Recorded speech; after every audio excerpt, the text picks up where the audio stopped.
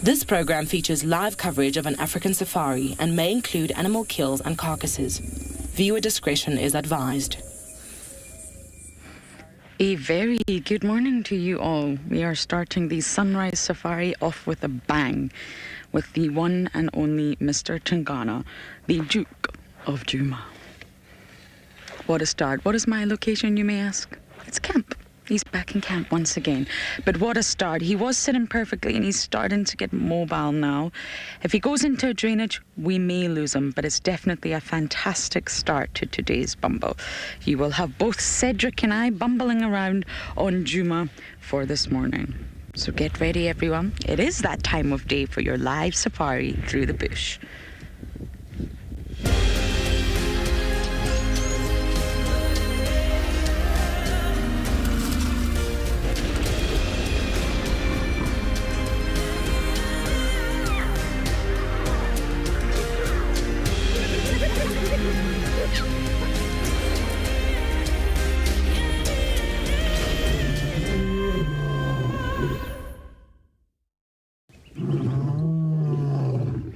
Welcome aboard, everyone. What a great start. The Duke just can't get enough. We had him yesterday, walk right through camp, tracked him, got him. And today, well, he's back again. We are literally 50 meters from our room, Beaks. If that. We are pretty much in the Djuma Research Camp, which is a wild camp. And Tingana's obviously deciding that he wants to stay. He is mobile now. But my name is Lauren. I do have BK on camera today. And please don't go too far into this drainage, Tingana. There is a drainage to the west of us. The Galago drainage that runs all the way from quarantine all the way to the back of our rooms. So if he goes in there, then we're in trouble. But I wonder if we can just go forward. You can hear the Franklins are not happy. Oh, leopard! Huh? Leopard! Anyway, while I'm trying to relocate him, I must remind you all that this safari is live and interactive, so please do talk to us. It's rather chilly on the cold drives. Your questions keep us warm. Oh. Please send in your questions using the hashtag WildEarth on Twitter. Or if you don't like Twitter and you're on the YouTube chat, please use @FC. Or you can head over to the WildEarth website. And as long as you've registered, you can actually submit your questions there.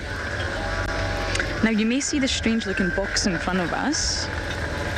That was where the tent used to be. Do you remember the tent, everyone? That was the tent. That was our little box that powered up the tent. Have you got him, Beaks? Okay. He is going down into the drainage. Yeah, I can see him. There you go. Tingana, why do you like our camp so much? And kids, most importantly, please do talk to us. If you're watching, do your schoolwork first. But send in your questions, and you do that via email. And the email address is kidsquestions@wildearth.tv. Tell us your name, your age, what country you're living in, and your favorite animal.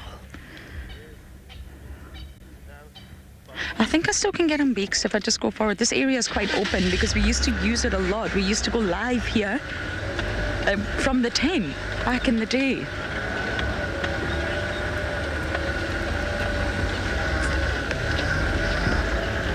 But if he does pop into this drainage, he's going to pop out on the exact same road that I tracked him yesterday. Danny, you're saying what a great way to start to drive. I know, with the Duke, right? He was sitting so perfectly, and Jared, our director, said, oh, 2 minutes. And then, of course, once we go live, he gets up. You know the story. You know how the animals do that to us. He's there, Beaks. I'm not sure if you can... He literally is in this drainage line that runs right into our camp. It's not the best visuals, but this is a drainage line that we actually last saw Pretty, the hyena, Madam's daughter, Swazi and Indabele's mom. We last saw her in this drainage line. Drainage lines are really popular with the animals, and therefore our camp is rather wild. I think Tingana stayed hidden the entire day yesterday because of that Talamati lioness. He got a fright, stayed hidden, and now he's in the exact same area. And if he keeps walking, he will eventually pop out a Galago pan. You know, everyone that sees him just says, yeah, even BK, he has still got it. He has still got it.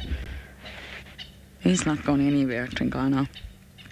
Well, he literally is, but you know, metaphorically, he's still in great shape.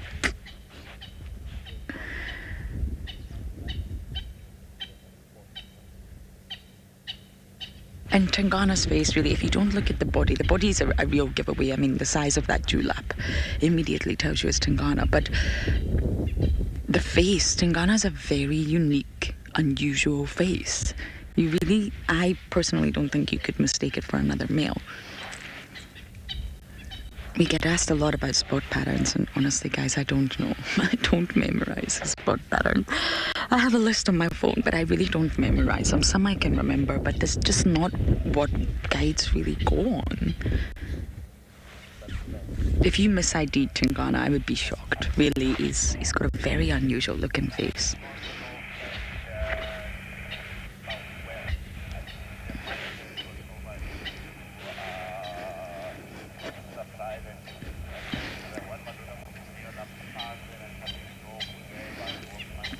Tingana, Megan says, please stick around.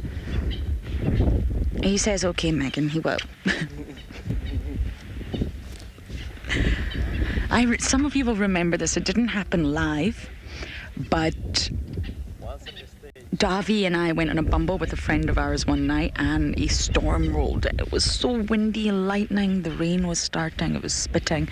And we thought, oh, we got to go home. And when we got to quarantine, everyone was on high alert. The impalas were scared. The hyenas were running around. It was just this very energetic scene. Whooping and alarm calls and the wind. And we turned around. Tingana was there in the bush. Just leapt out, got an impala lamb. We couldn't believe it. We were just in the right place at the right time. And then he proceeded to bring the lamb to the car, show us it, and then wander off. And of course, none of this happened live, naturally. But I remember sharing the video with you all. That was an incredible sighting. Okay, we have lost visual of him for now, but I'm going to work the area. Hopefully we can find him again. And we are going to send you guys over to Cedric to say good morning.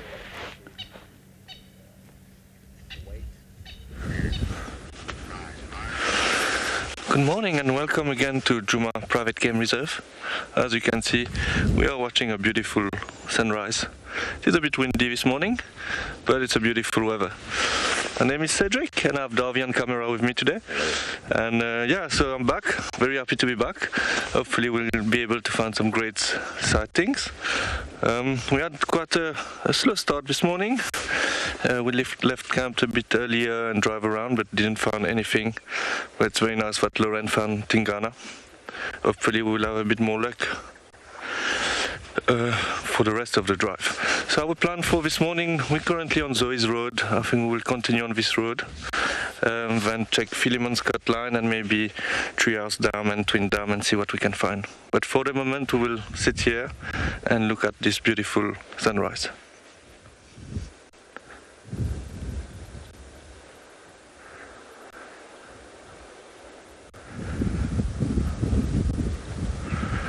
I don't know if you can hear, but it's a little bit windy this morning, which is quite good for the predators.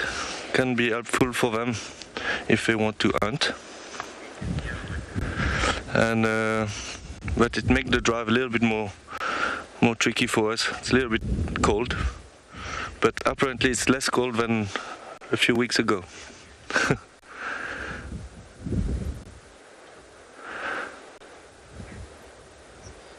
Yeah, I'm very happy to be back. I'm quite excited to try to find some good sightings. It's always nice to be here at Djuma.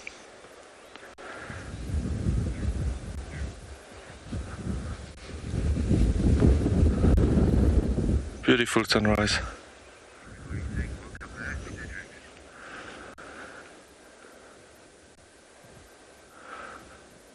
Yeah, so I saw that there was great sighting while I was away with Tristan and Lauren and Andrew. That was quite nice. Lots of leopard, I saw.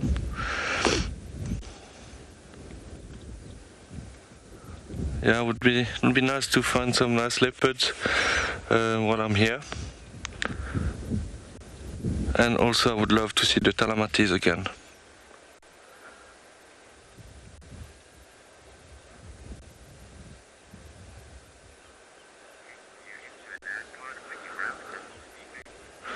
So we're sitting here and looking at the sunrise, and we'll start moving a bit later.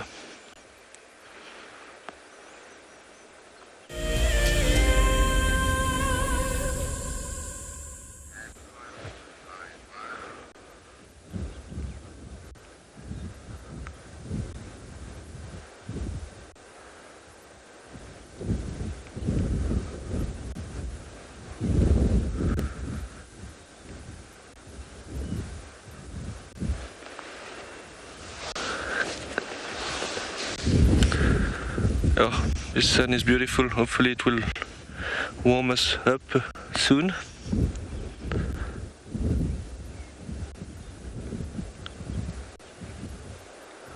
Can hear some hyenas in the background. Quite far from here, but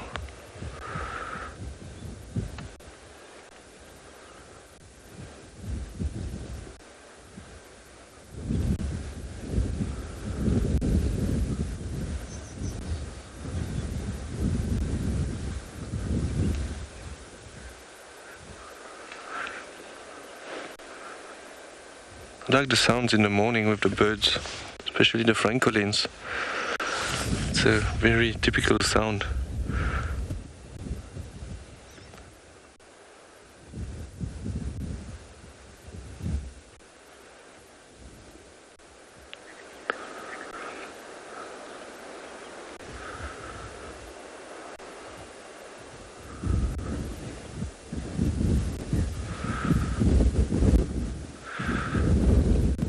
Looks like it's going to be a clear sky today, which is quite common for winter.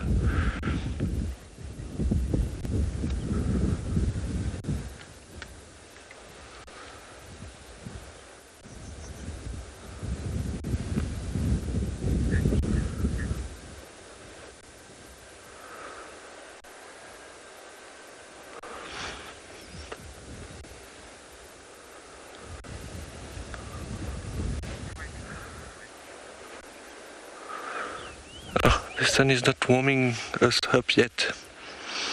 Hopefully soon.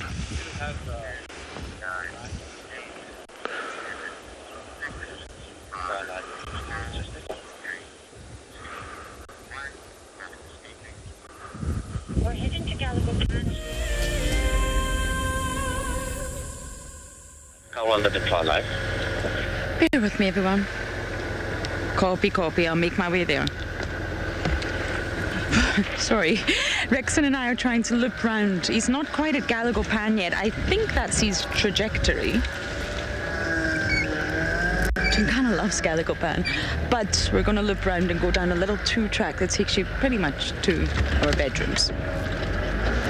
It's nice to have Tingana back in these parts. I mean, if you think about it, this was his old haunt. This was actually the sort of Gallagher Pan, Folktale Dam, DRC, Djuma camp was Tingana's core area for a long time. It was his territory's not equal.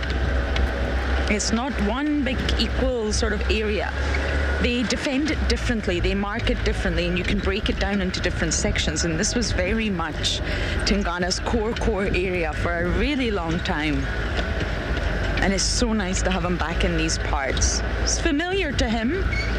He's just not territorial anymore, so he can just go with the flow. Living the chill life. And it's suiting him. He's looking fantastic. But he's still on this little 2-track, so we're going to go back down. BK and I almost took it, and then we were like, let's go to Gallagher Pan, but we should have taken that 2-track. And some of the most incredible sightings have happened in these drainages, Gallagher Pan. We had dogs take down an Ngala, the Pungwe pack, take down a kudu in camp, inside our camp. Okay, Tingus, we're coming for you.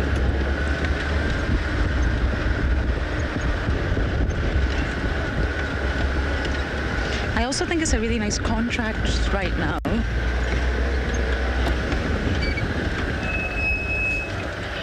A nice contrast between Tavangomi, who's nomadic at the start of his life, and Tingana, who's nomadic towards the latter years of his life. Puma King? I mean,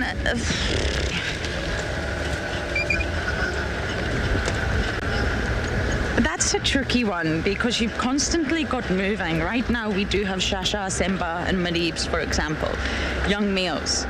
But they're all going to disperse soon. Others will come in. Some leopards pass away, new cubs are born. It's in a constant state of flux. So for me to say that the leopard populations are growing, I guess they are. They are. We've got a lot of leopards around here right now. But I think we always have had.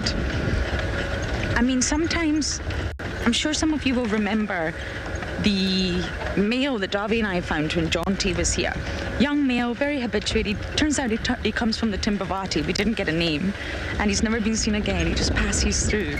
So for the leopard dynamics here, I think he's close by. We're under the power line now. Can you see him? Oh, you can see the vehicle. Okay. Oh, hello, boy. Now you're being far too good to me. You need to stop. Is he okay? No, this is too much, Tingana.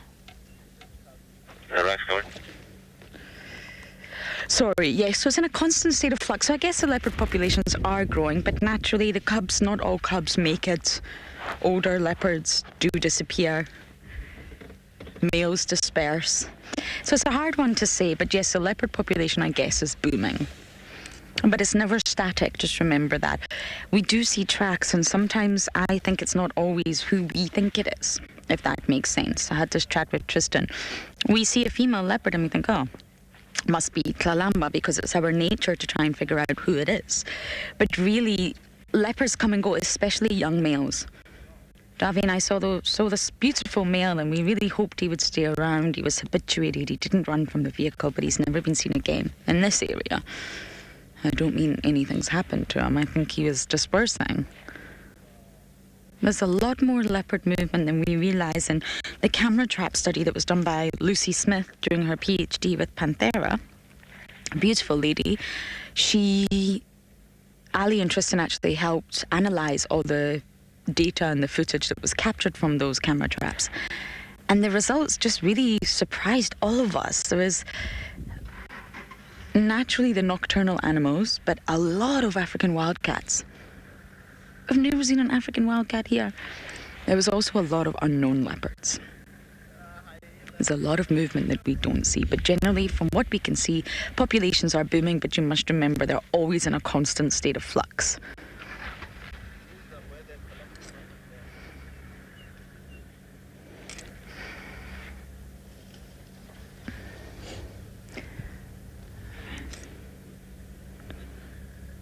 Okay, now you're going to be pretty at the other side. We're going to go around. Let's go around, Beaks. This lovely little satellite dish and power, that's our camp. Right there, that's my bedroom. You see it here. Just to give you some context.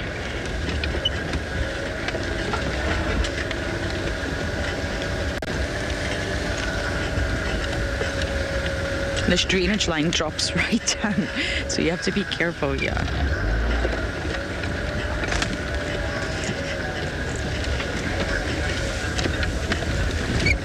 Look at that perfection.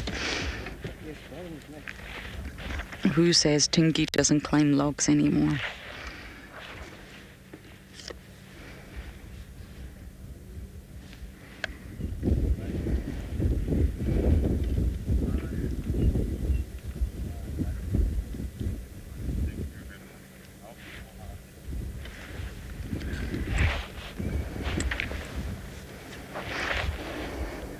Yeah, BK's pointing out the blood on his neck. He actually had blood here yesterday. I think it's old blood, but is this as far as you can zoom in, Beaks? We're still using a very temporary camera. The boys do not love it, shall we say? He's laughing. They do not say kind things about this camera, everyone, but that's okay. Hopefully our usual cameras are coming back soon. Yeah, I don't think it's an injury. I think it's just from a kill. But he definitely had blood on his neck. One of you pointed out yesterday. But look at that shoulder blades. Look at the sort of girth of his body. He's in really great condition.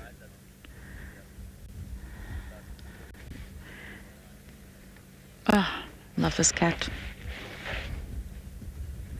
I do miss hearing him soar, though.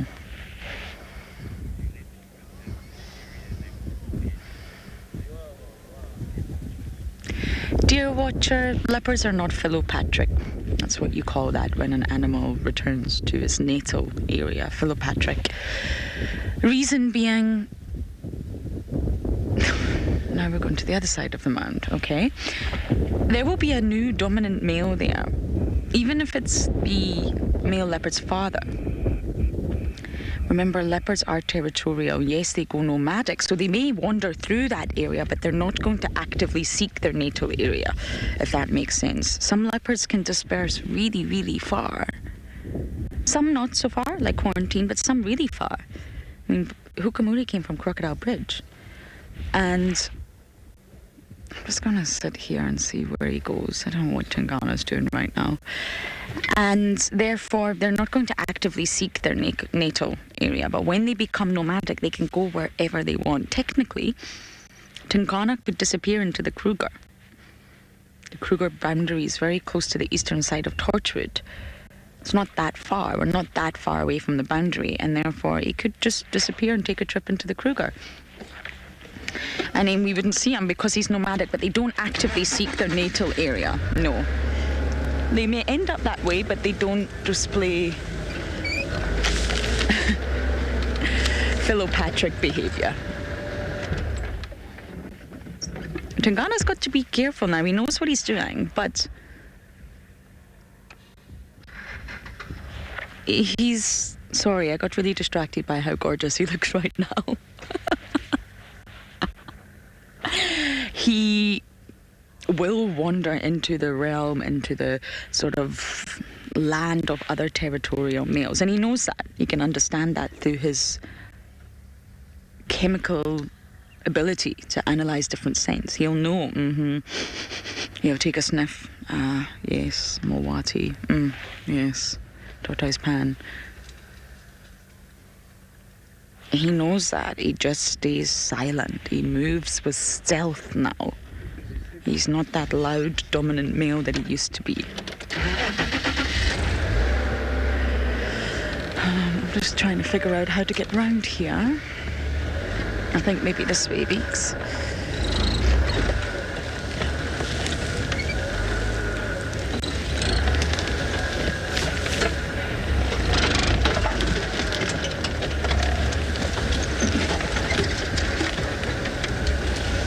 Beverly, I completely agree. Tingana is just too adorable. Watch your back, Peaks. And this mound, I've had Tingana on this mound before. And I think Trishala had a wonderful sighting with Kalamba and Tingana together. I think she swatted him with her paw. She was trying very hard to get his attention. It was in this area. I've had Hosanna. I remember following Hosanna into this drainage and almost getting stuck. We've had a lot of sightings in this exact area that I'm in right now. And it's always involved the sort of royal lineage, if you like, Tingana, Hosanna, or Kalamba.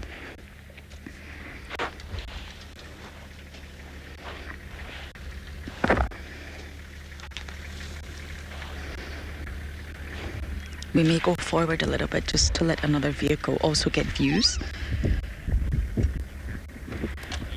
So that's exactly what I'm going to do, just move a little bit.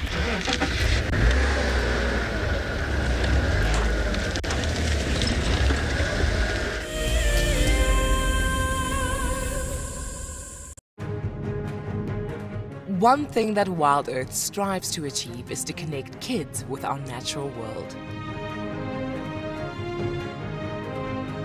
One person who agrees with this is Kate, an 11-year-old girl who founded Kids Can Save Animals to help inspire her generation to help mend the planet. Her motto is that kids may be young, but age does not define your impact. Kate is coming all the way from America to join us at Djuma for a live safari. She wants to connect with all of the WildEarth kids, answer your questions, and help you understand that there are plenty of ways that you can make a difference regardless of your age. So join us on the 4th of August at 2:30 p.m. Central African Time for a very special kids safari.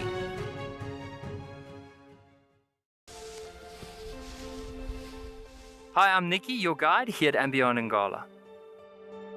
So my favorite animal in the African bush definitely has to be the zebra, because like people, with our fingerprints, every single zebra has a different stripe pattern. And, of course, a group of zebras together is called the dazzle. How unique is that? Come and join me or one of my colleagues here in Ngala for a sunrise and sunset safari on WildEarth.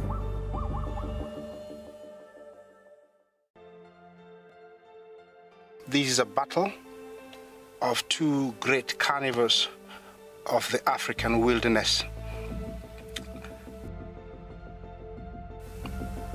Whew. Whoa! You don't want to be under those jaws. Definitely, this round goes to the lion. Look at that.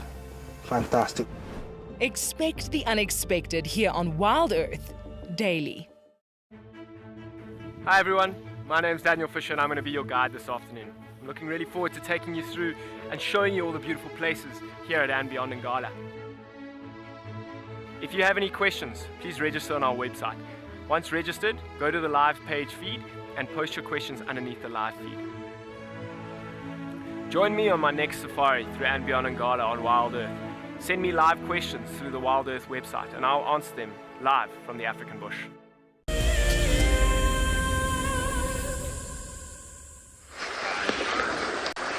Yeah, welcome back with us. We made our way to Gary Dam because there's a huge herd of buffalo currently there. You can see some of them crossing the dam now. It is magical. It's always impressive to see so many animals together.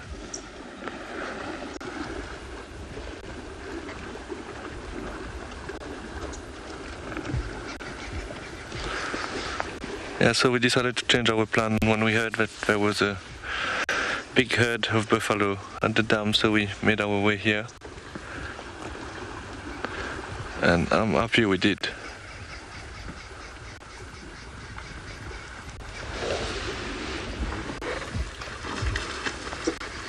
There's so many of them. Not sure how much, but at least between 200 and 300 buffaloes.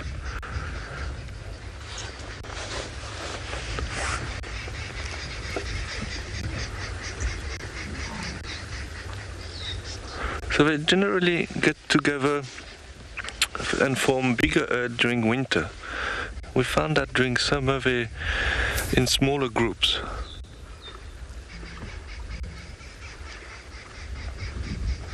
So you can see some of them drinking.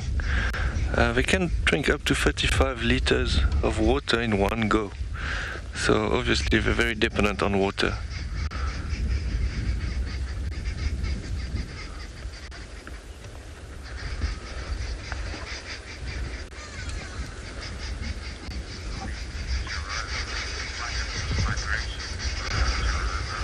Yes, Jerome, you say it's like a mini migration, yeah. And when we arrived here, there was quite a lot of them running through the dam. So it looked like similar to a wildebeest migration when we crossed the river in the Mara. But yes, it's very nice.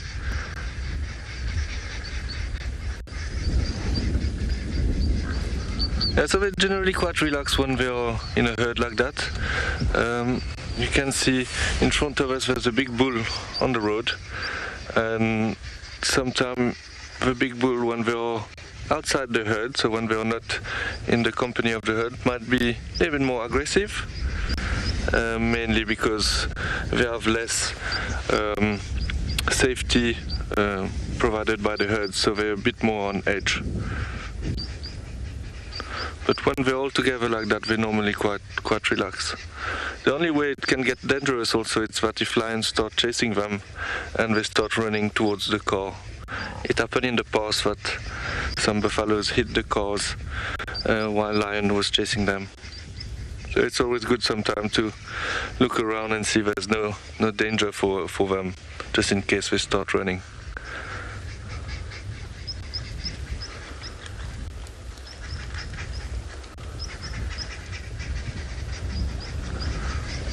I don't know if you can hear the birds on our right hand side there. These are arrow-marked babblers. They are very loud and noisy.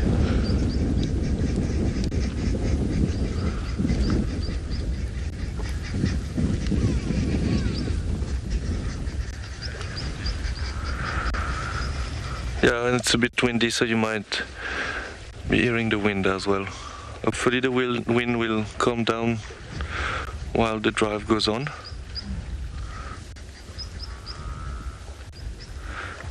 It looks like they finished drinking and they probably will make their way to eat. Darcy, yes, what an amazing scene. I totally agree with you. It's very nice. And they were everywhere. When we arrived, they were on both sides of the dam. So it was quite surprising to see.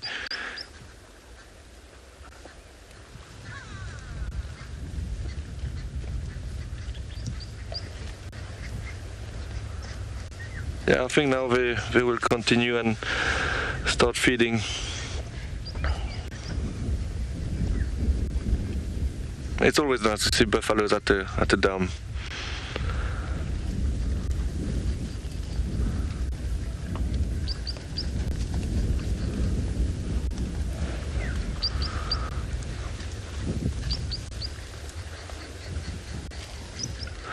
Looks like they want to move east.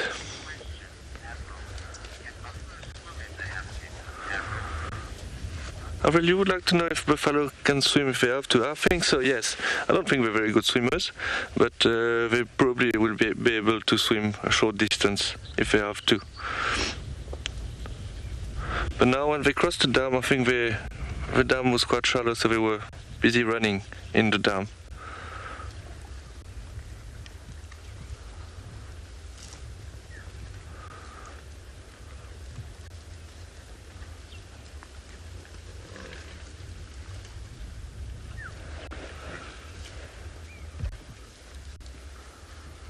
Yeah. We arrived just at the right time to see them drink. 10 minutes later and we would have missed it.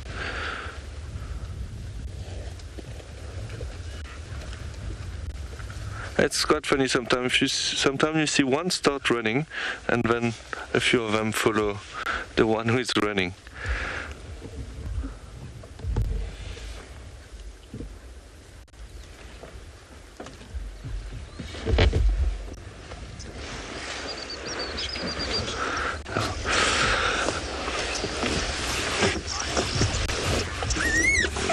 Yeah, Jason, you're saying lions won't be too far away. Yeah, hopefully they're not too far and maybe we can see some action. I'm just going to move a bit closer as we're moving along in that direction.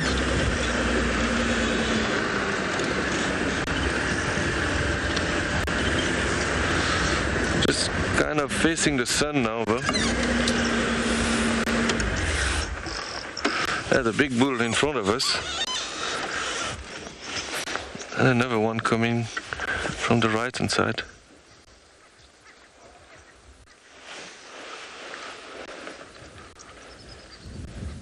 I can see the sun shining on his horn, which is very nice.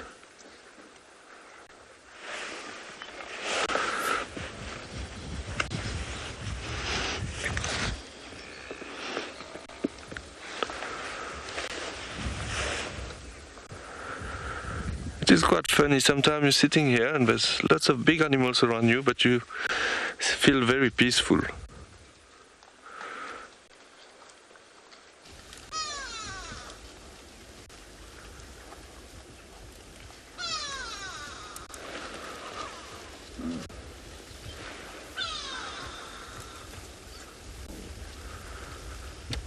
Bit of bonding there.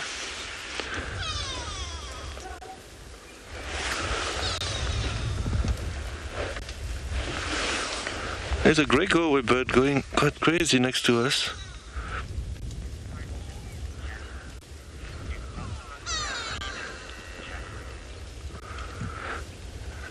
Jackson, you would like to know if buffaloes have a leader? Yeah, there is dominant bull in the herd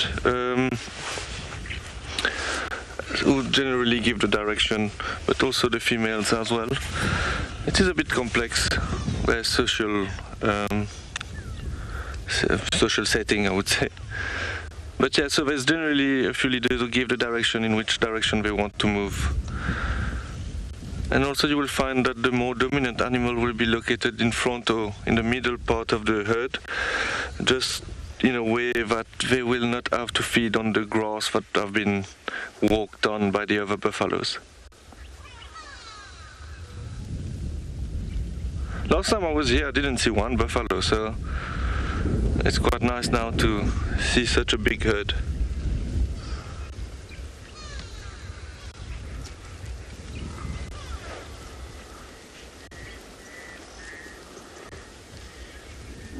This is a big traffic.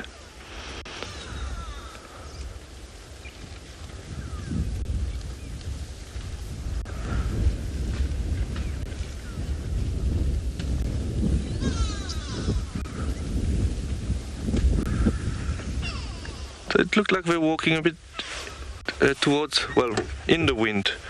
That might help them to smell if there's any predators, such as lions. Further ahead where we are going, we will probably smell them.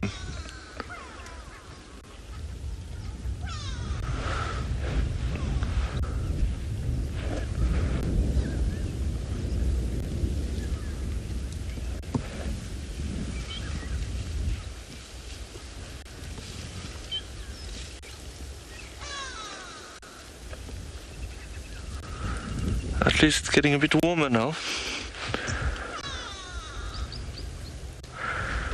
And we'll stay with them for a while. I will just, in a short moment, maybe move a bit closer.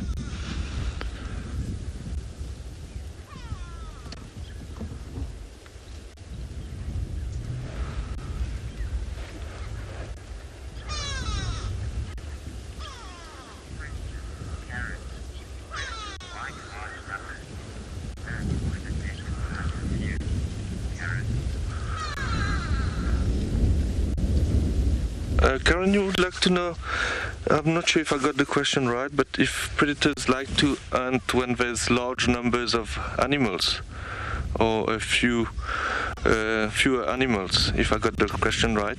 Well, it all depends. Like, for example, now if lions want to hunt them, it will be a little bit more dangerous for them to hunt buffaloes, which is in a big herd, because they can protect themselves and charge and push the lions away. So if there's only one or two individuals, it will be easier for the lions to hunt them, for example. So it all depends, yeah. I think what I will do, I will make my way a bit closer. I see there's a young one there. So yeah, so if one prey is alone, it's a bit more dangerous for the prey. It will be easier for the predators to hunt it. When they're in group like that, they can always defend themselves. When I say they, it's mainly big mammals, like big prey, like buffaloes or sometimes elephants. But impalas, for example, obviously will not defend themselves, they will run away.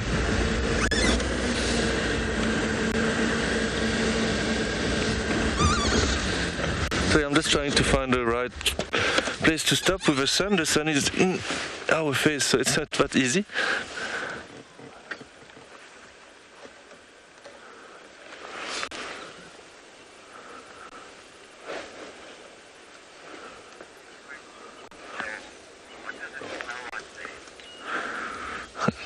Jill, you would like to know what does it smell like there? At the moment I don't smell much, but generally it's can be quite smelly when you are in a herd of buffalo, especially with the amount of dung around.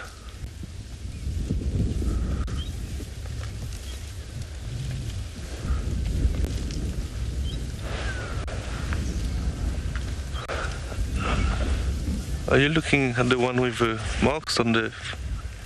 Okay. It's the one on the left. Yeah.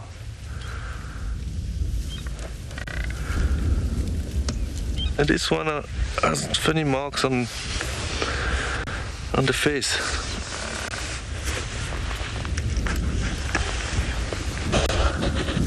So obviously you will find a lot of oxpeckers around at the moment.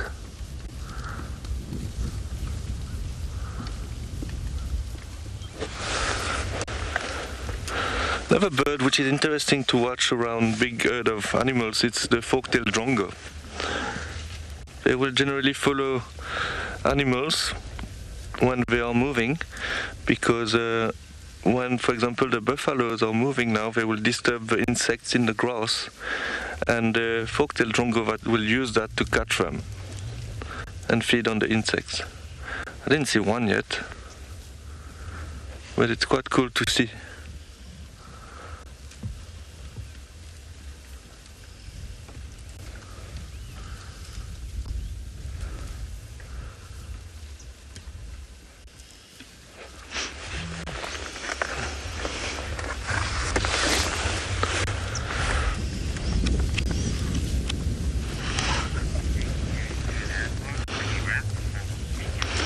So we're going to sit there with them and see where we are going to go.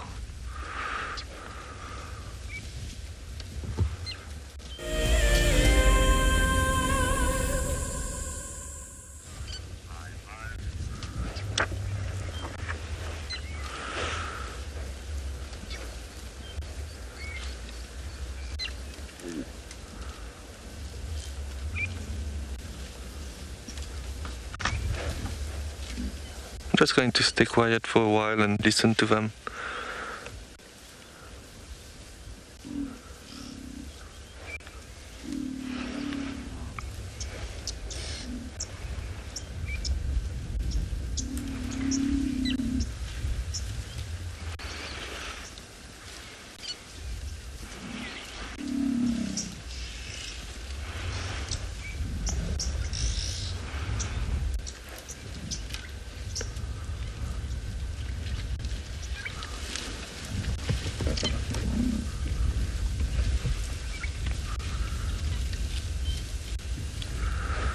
Looks like they're making their way into that block here, which is not ideal because it's very thick.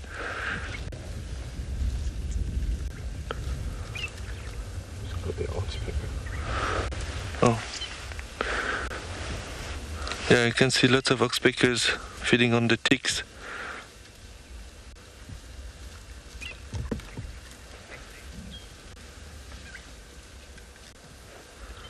I can hear a few Folktale Drongo, but I didn't see one yet.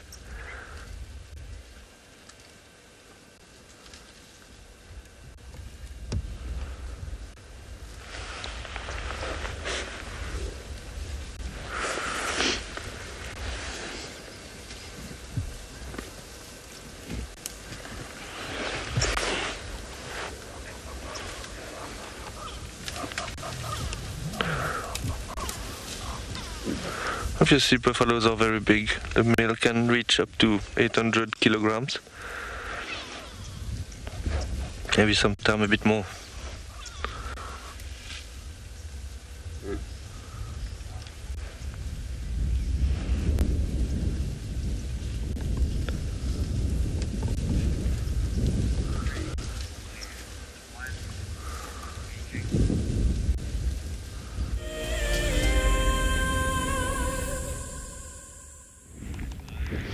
We're anticipating that Mr. Tingana will pop out here. This is Galago Pan. Really not much happening. The pan is very basic. BK will give you some views of it. It's just a small man-made pan. It's not natural. And this is sort of a part of assisting with drought. And also a conservation management tool. You can actually close water points in specific areas. It has to be managed appropriately, and this can also sort of control sometimes the movement of elephants, just to assist with the destruction that they can do in an area. Although they're architects and they're bioengineers, I guess, sometimes if an area is not doing too well, possibly because of drought and a number of other factors, they can close a water point, and it will deter the elephants to move to other areas, and it's all very controlled. This is Galago Pan, and really not much is happening. Kalamba has been found on a kill, so I've passed the message on to Team Rusty. They can go see Kalamba, and I'm hoping that Tungana pops out here.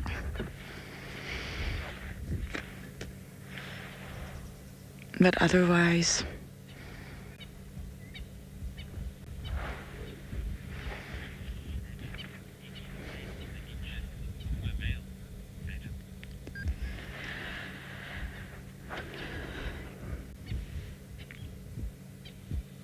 Adam, yes.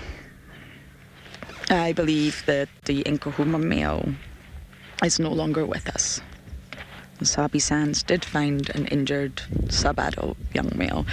The reason I've not mentioned it is the Sabi Sands do their thing, where they investigate, they obviously dispose of the body if they have it, because lion bones is an illegal sort of trade here, and it is believed that he's no longer with us. But the reason we have refrained from mentioning this is because the body was not found on Djuma. It was found on Mala Mala. The hyenas were on it, and there's really not much left. Therefore, there was no positive ID. It was a natural death, a young sub-adult male of the Nkahumas. But we have refrained from mentioning anything as of this point because the Sabi Sands asked us not to, and it wasn't confirmed that it was exactly that sub-adult. We wanted to get a positive ID first, but it was a completely natural death, everyone, but it is believed that he's no longer with us.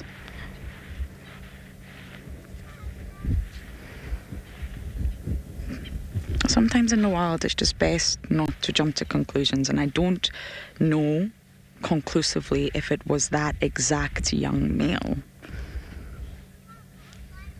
So I really can't say that. It's just believed that it was him because of his injury. His injury was quite severe. And it's just important to note that the ecosystem has a way of balancing itself. Sadly, not every animal out here is going to make it, and it's heartbreaking, especially someone like me. I'm such a softie. But that's how the ecosystem does balance itself. Not every animal will make it.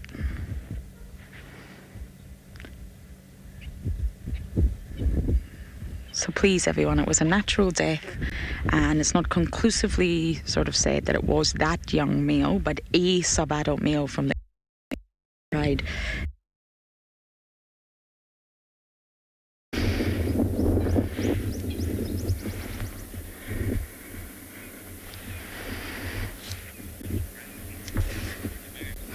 Okay, hopefully Rusty is going to investigate the Kalamba sighting, and we're going to sit tight here a little bit longer. Hopefully Tungana's going to pop out.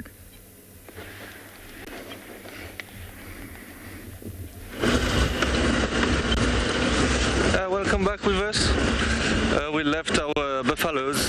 The reason is that there was a report of a sighting of Kalamba near Twin Dam, so we're slowly making our way there. Hopefully we'll be able to find her. So, we're a little bit far from the sighting. So we just need to try to get there as quick as possible.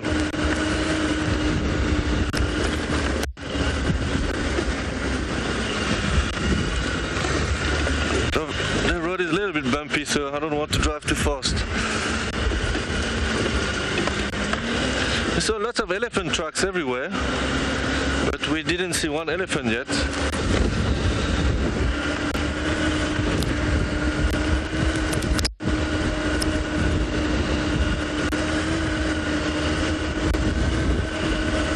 It was very nice to see those buffaloes. It looked like they were making their way into the block there, so maybe this afternoon they will come back to the dam and drink again.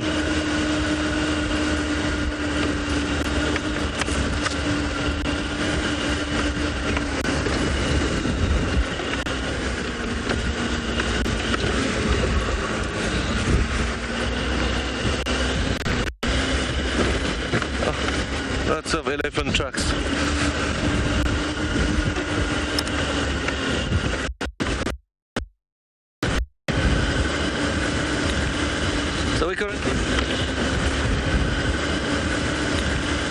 So we're currently on Twin Dam Road.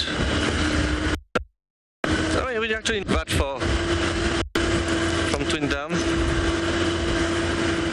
I know sometime when we drive on the road we might have a bit of signal. Hopefully it will be the case today.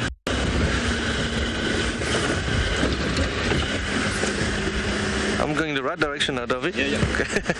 I'm still not 100% familiar with the road.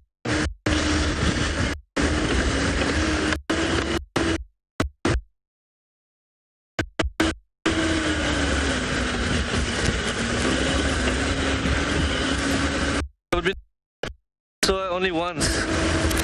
Yeah, so I think we will continue to make our way there. In the meantime, we'll send you to Lauren.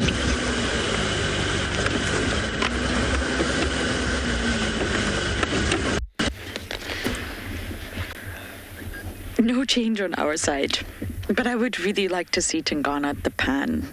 I've had some lovely sightings with Tingana at this very pan. So it's not very exciting when you're sitting waiting for an animal. But sometimes patience really, really does pay off. And it's cold. I don't think he's going to go flat just yet. If we don't find him, we'll scratch around Gallagher shortcut. He might have just sort of cut onto the road. But his trajectory was this pan. There's another vehicle also waiting. Sometimes you just got to put your patience pants on and just wait it out. And it can really be worth it. Miss Tlalamba's on a kill. Fantastic news. I'm overjoyed. Means we said you could get to catch up with her. The only animals we're really not getting to catch up with are the hyenas, and it's devastating, but it's completely natural and normal. I knew this day was coming. I prepared myself for it, and I looked through my photos last. Just follow my aircraft track. I got him here very close to Michelle's house. Copy, well done for naughty. Okay, we're gonna get him. And I knew this day was coming. I prepared myself, and last night I was looking at photos. I was just scrolling through my photos, and I really need to share all my photos one day. I've got photos of the Avoca boys when they first, they arrived in Djuma before me, but not by much, and they look so young. Got photos of Tlalamba when I first met her, and she looks so young. And I'll need to make sure I share these with you all one day. All my hyena photos, to which there are billions. I was scrolling thinking, I take a lot of photos of hyenas. And I miss the days at the den, I really do. That's really where you learn behavior. The short sightings on the dam cam are great, but that's not really where you conclusively establish hierarchy, interactions, not much. You really need those den sightings or big kill sightings. I miss them terribly, but the cycle will come round again. They will den once again. But right now they are very mobile animals. Okay, we are heading into this drainage. Finotti's got him. He's somewhere here.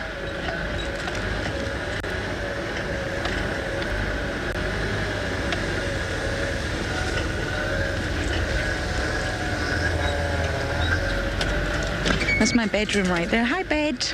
I miss you.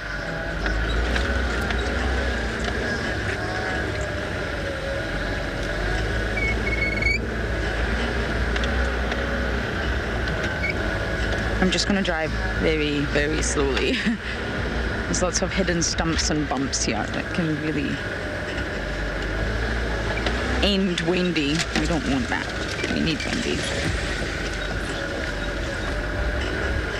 This is Zach's spot where we had the Pungwe pack on a kill and we saw the puppies for the first time. This exact spot right here. Okay, I'm going to slowly make my way towards Mr. Tungala.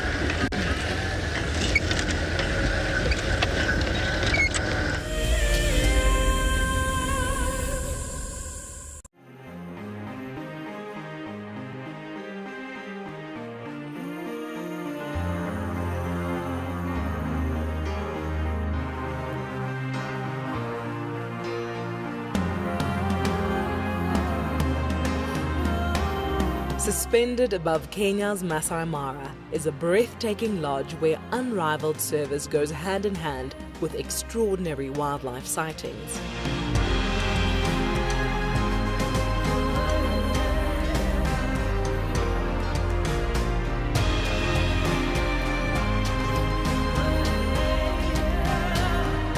Ngama Mara offers a quiet place where guests have the opportunity to reconnect with the world again. Sign up to be a WildEarth explorer before the end of July, and you and a friend could win a 3-night stay at this award-winning lodge. WildEarth Explorers, it's in your nature.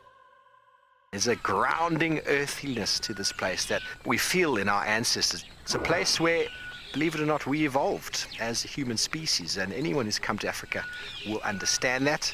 The connectivity that the continent has to the person and to people's souls is next level. I am thoroughly looking forward to taking you on your next adventure when we explore all the small and big things. Catch up with the guides daily here on WildEarth. Looks like it's a very difficult climb because every time it tries to climb, the ground is breaking, so it slides down. But it's the only one. Look at that. That is a call of desperation with a cub. It's like, what are you doing, mommy? Oops! Oof! Expect the unexpected here on WildEarth daily. Hello, I'm Marna, your WildEarth safari guide from andBeyond Ngala. What I really like about connecting with WildEarth viewers is that we get to speak to viewers instantly, and I get to show you this beautiful property. If you want to ask me a question, register on the WildEarth website. Simply head over to the live safari page and you can submit your questions there. Join me or one of the other guides twice a day on WildEarth.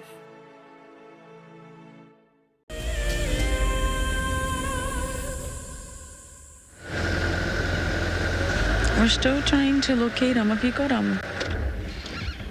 Hello, Tingus. Why are you making things very challenging today?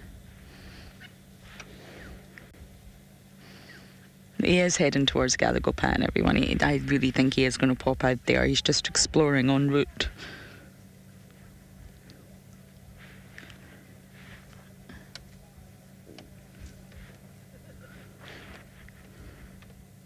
He's either going to go to Galagopan or Galago Shortcut. I know this cat.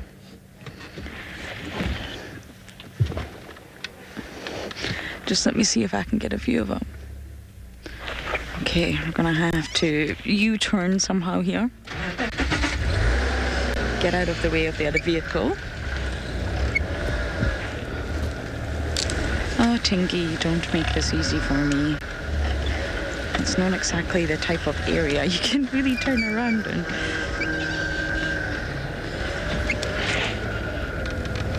Yeah, he's heading straight towards the pan. How am I doing at the backs here, Beaks? Am I about to go down the drainage? No, that's good. I like BK. Don't want to send him down the drainage.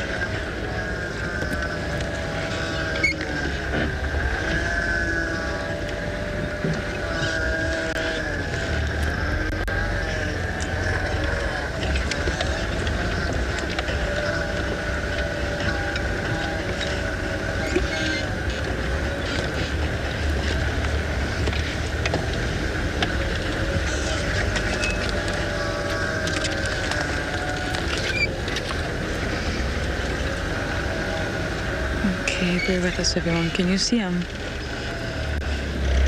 The cameraman's a little... there he is. He's avoiding Gallagher Pan. I think he's going to pop out on Gallagher Shortcut.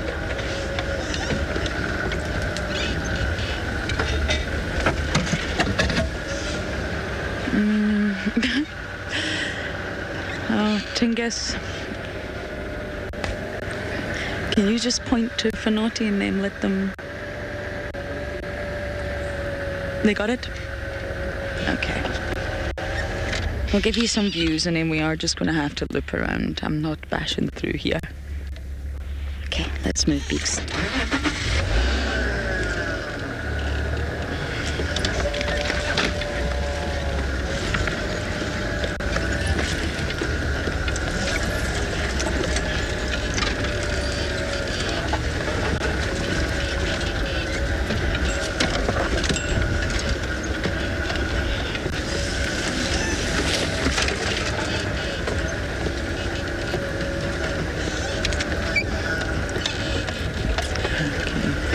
Jared, you did ask a question, but just let me get out of this drainage line.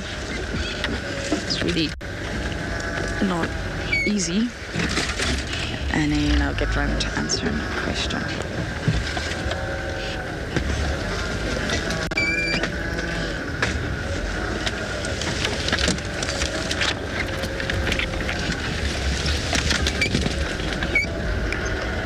We're back to Gallagher Pan again. Okay. Someone, I cannot remember the name, asked how long did it take me to learn the roads? A long time. A long time. When we first arrived, we had to learn all the animals individually, all the characters, all their histories. Spent a long time investing. And I think that's what makes WildEarth very unique. Really, really investing in learning the animals. We don't know everything. I didn't realize that Capona had changed her name. James Richard, you highlighted that. She's no longer Capona. She's Klebe. I think that's how you say it, Klebe Rock. I didn't even realize that. I just knew her by her old name. Sometimes when leopards change areas, the people in that area give her a new name, which makes things very, very complicated. Sometimes people call Shadulu the Ingrid Dam female. We call her Shadulu.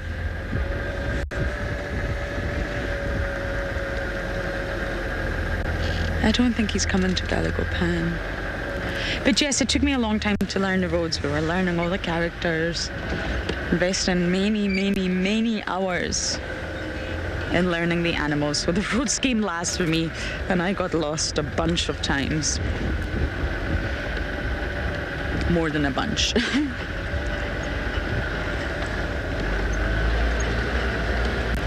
And now it's a case of, I got stuck the other day in the drainage line looking for this cat with Davi. We made a wrong turn, got completely stuck. I had to ask Marcel to rescue us, and I thought, how am I going to explain to Marcel? Marcel's great, but how am I going to explain exactly where we are? Then Tristan came on the radio. Where are you? All I needed to say was, Tristan, you know that Jacobberry? He said, I'm coming. He was there in minutes. You learn when you're a guide, it's not just about the roads. You learn how to guide people into sightings through memories of sightings. Remember that sighting we had the dogs? Yep, I'm coming.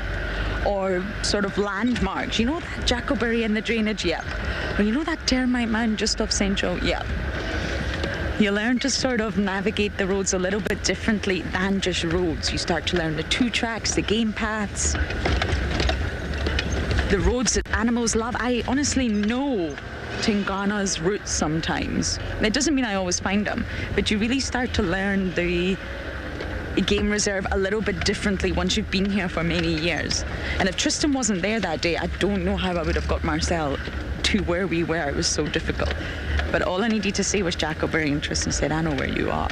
And he came and got us and proceeded to rescue us. Yes, we were well and truly stuck. Tingus. He's going to pop out on Gallagher Shortcut exactly where he was yesterday. He's literally stayed in the same area all night.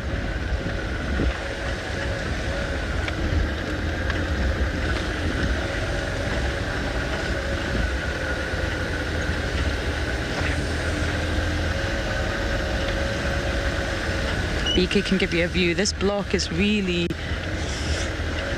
It's open, but there's lots of fallen over stumps and logs and all those dangerous things that you don't want to run your car into.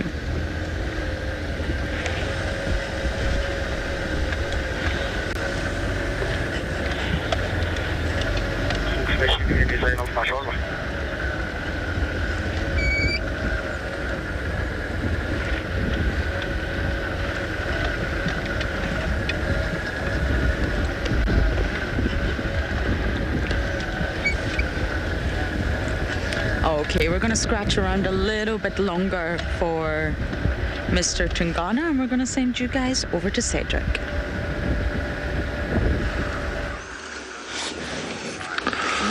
Yeah, so we found Claramba, but unfortunately there's not much signal where we are, so this is the only position we can be to have signal.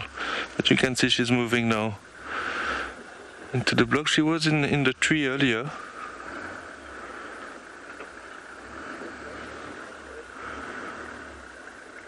That is quite nice with the sun behind. And it looks like she's going to move along the river.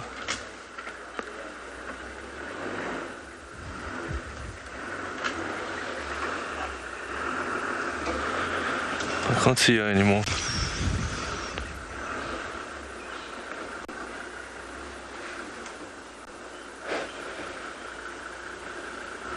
Yeah, so we're currently next to the riverbed and the signal is not great here. So we can't really move at the moment. So we're going to wait here and see where she goes. And then we will try to reposition and have a better look at her.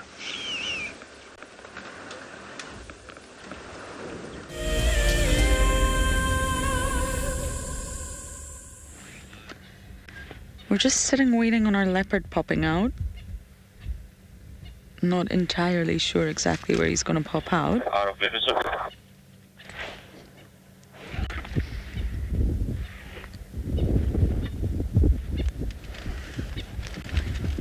We're just going to sit here and listen. He won't make a sound, but the animals around him will. It's windy, so you just need to pay attention. So let's just sit for a moment or two and listen.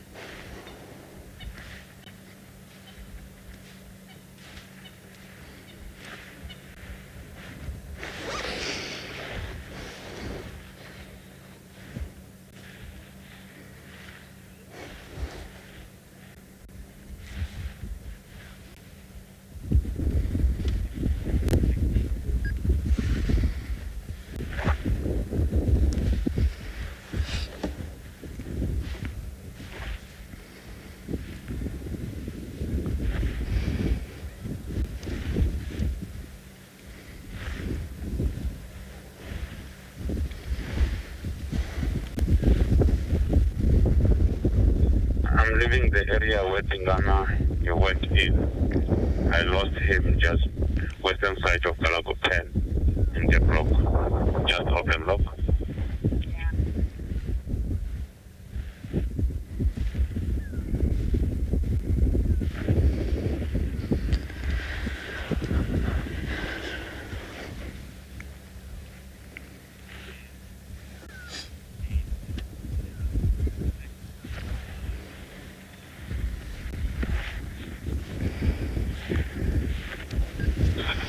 Direction for Cedric. Cedric.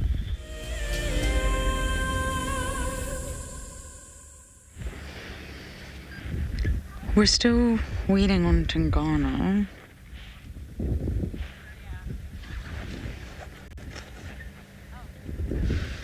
We might have to move out of the way of a vehicle. Let's just see which way they go.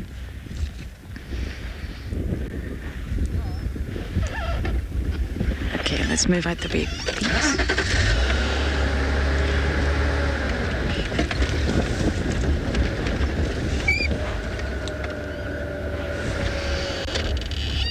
Just let a vehicle pass from behind us.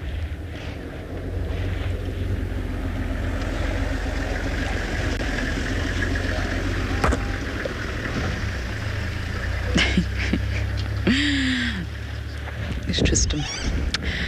Okay.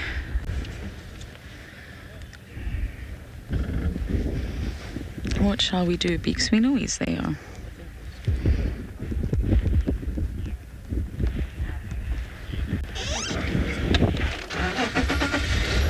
Michael, I don't entirely know where Kalamba is, I'm afraid. When we're live, I have to turn my game drive video down. So I would need to know exactly where she is to answer that question. If I get her location for you, I'll bring out the map, but I really don't know where she is, I'm afraid. Cedric's there. Maybe FC can get a location from Cedric and I shall show you on the map. I know she's in the Mowati, but I don't know where in the Mowati. It's a long riverbed.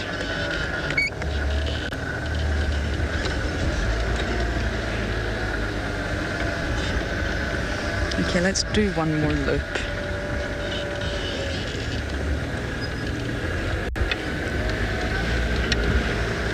Once we get Kalamba's location, I'll show you. I'll bring out the map. Tingana!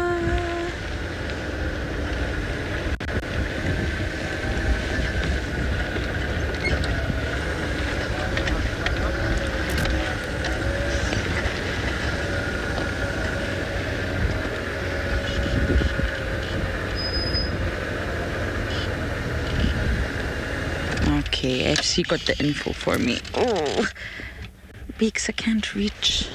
I'm wrapped in my cocoon. Short arms. Okay, here's a map. Will you be able to see if I do this? So, Djuma's here. You see that word Galago?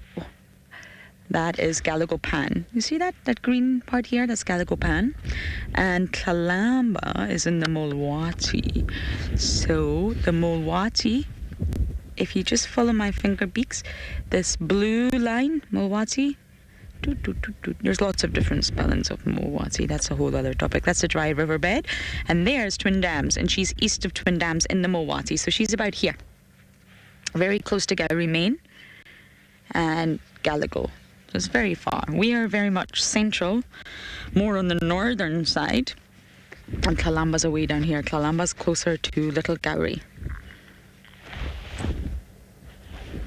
Sorry, I just realised that Tingana could be anywhere.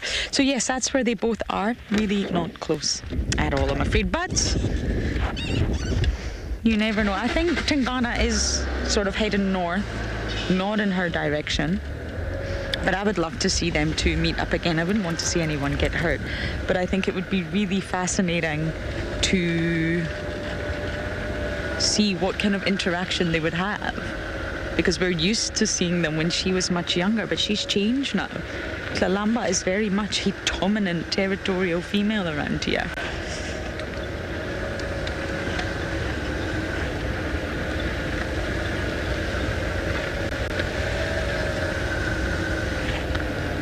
He could have also gone flat. That's also a possibility. But luckily the ground is nice and soft here, so if he's crossed, we will see his tracks going doot, doot, doot, across the road.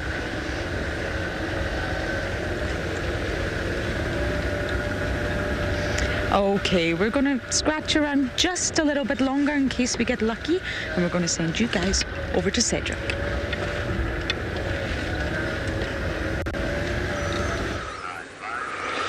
Yeah, so we lost Kalamba and there's no signal where she went.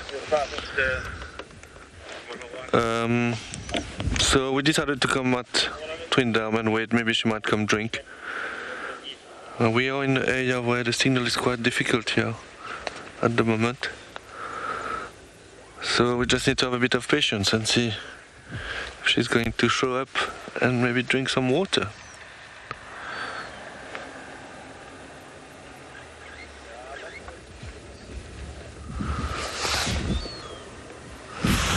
Yeah, the other vehicle who was there as well lost her as well.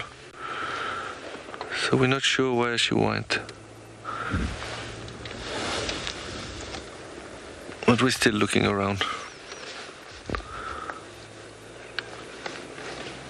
Would be great if she can just come and drink. That would be awesome. Yes, that was a very quick visual of the lumber.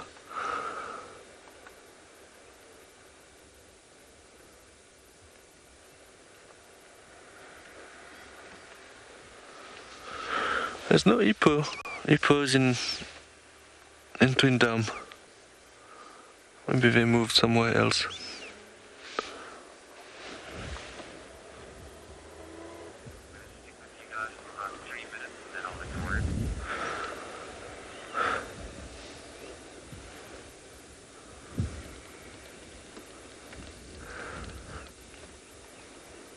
Yeah, we just need to have a bit of patience now and see what happened.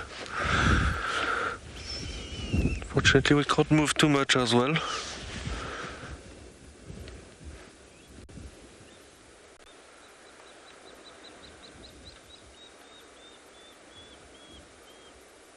It's always nice to sit next to a dam and listen to the bird. I just heard a thickney now. What a thickney. There's a pied kingfisher. There we go, hovering there. Beautiful. Hello. Oh, that might entertain us for a while.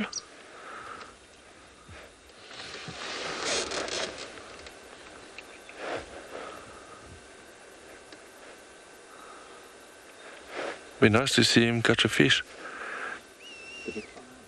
No, it's in the tree, in the leadwood there. And the branch that goes a bit left.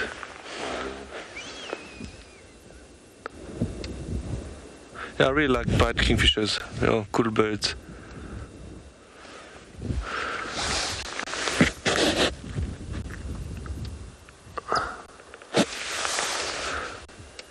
Here we go, hovering.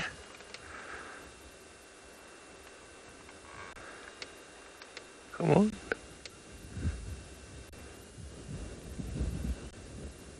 Oh, how amazing is that, huh?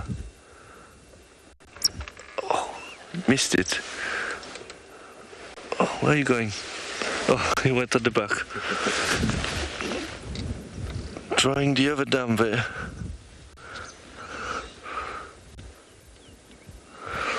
That was cool. Hopefully we'll come back on our side. It's amazing when they are hovering like that. The head stands still and the rest of the body is moving.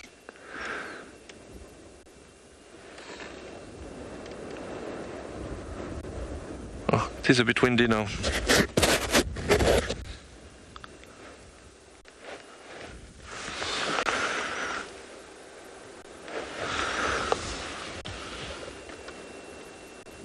It is always peaceful sitting at a dam.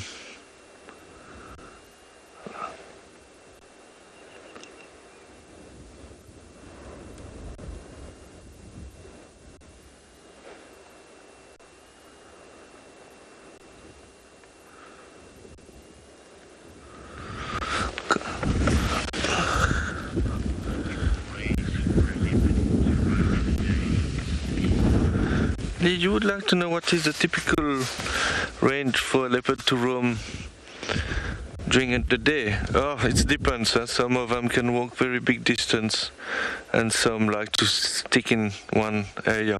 I don't have an exact number, but like their territory can be quite big. Up to, for the big male, and up to 100 square kilometers. But the territories of leopard is generally around 15 square kilometers, if I'm not mistaken. Yeah, it's usually around 15 square kilometers. So they can move quite a lot during the day. But obviously, as soon as it starts getting a bit warmer, they generally like to rest in the shade. But as we are in winter, sometimes it doesn't get that warm during the day, so they will still be moving during the day sometimes. Yeah, so the leopard territory can vary between 5 square kilometers to 100 square kilometers. Generally, the males have bigger territories.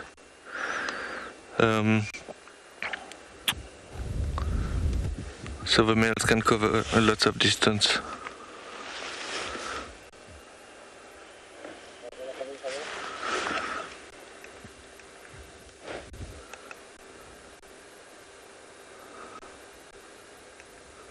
But funny, where Tlalamba was now, when I was here a while ago with Trishala.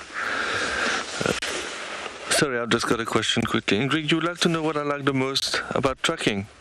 To find the animal. Yeah, so I think that's the reward. No, it's always exciting tracking animals. Obviously, it's not always easy. But yeah, it's just like the anticipation to find the animal or to not find the animal, but always follow and listen to the sign. What is quite nice, it's not only tracking us looking at the tracks, but also listening around for any alarm call from birds to antelopes. So yeah, I like the excitement of it actually.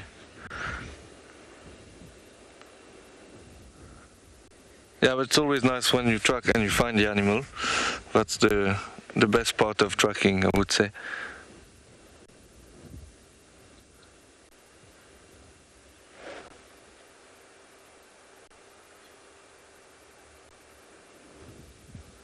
Yeah, I was saying earlier, Tlalamba was in the tree there. I saw her before when I came a long time ago to do a training. I was with Trishala, and she was in the same tree with the kill. I think it was Tlalamba. So that was quite nice to see in the same spot. Rex from Lecture 5 Rex, they continue straight north or from down towards the drainage line. From the fabric, is that all the... Sorry, I'm just listening to the radio quickly. On the eastern bank of the drainage line. Okay, so I think we will start moving. Didn't show up, Tlalamba didn't show up, so we will send you to Lauren in the meantime.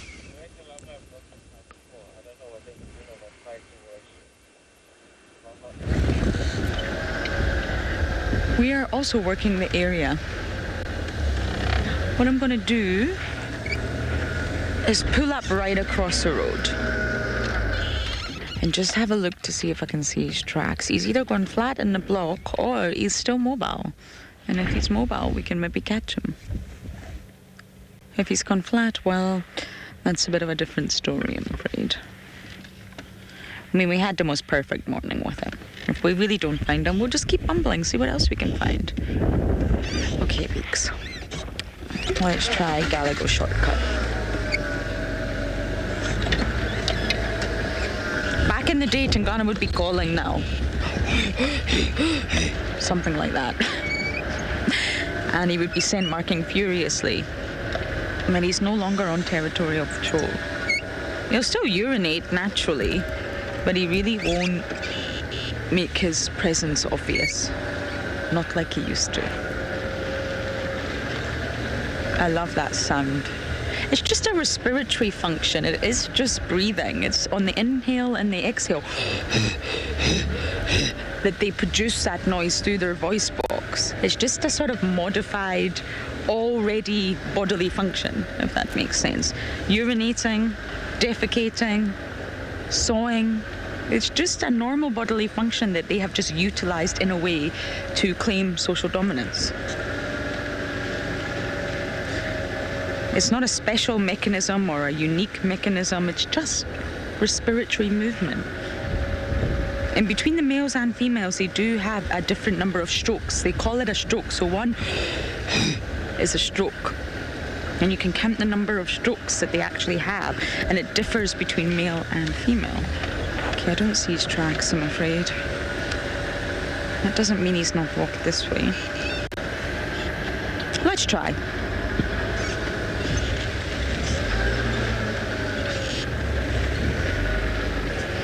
Peter, not really. They can't necessarily lose it. Once that You know, once that sort of skin has stretched and is hanging down, it's not going to go away. We all know about loose, saggy skin, don't we? It doesn't go away, unfortunately. It's exactly the same for a leopard. A lion's mane's a little bit different because it's hair, so that can obviously start to fall out and look less full. But for a leopard's dewlap, it is really just skin.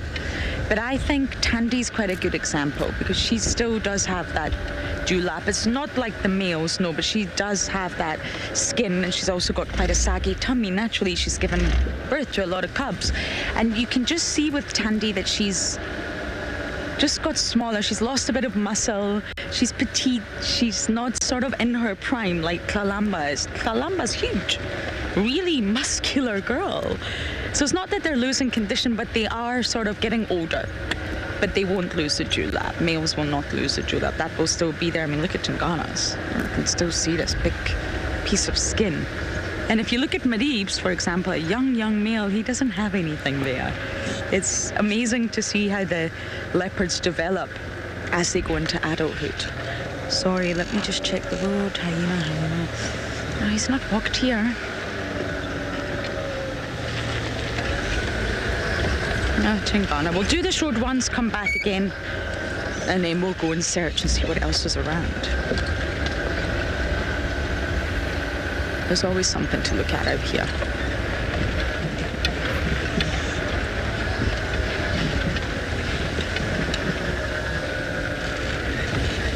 I don't think he'll have come this far, but he was heading north, so he is heading for Buffelshoek, I'm afraid.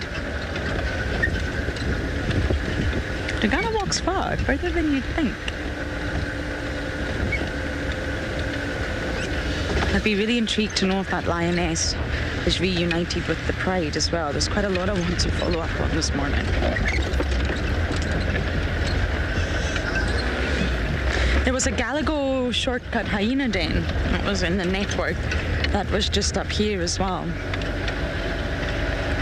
I never ever saw them use this den, but they used to use it back in the day. And that was just here.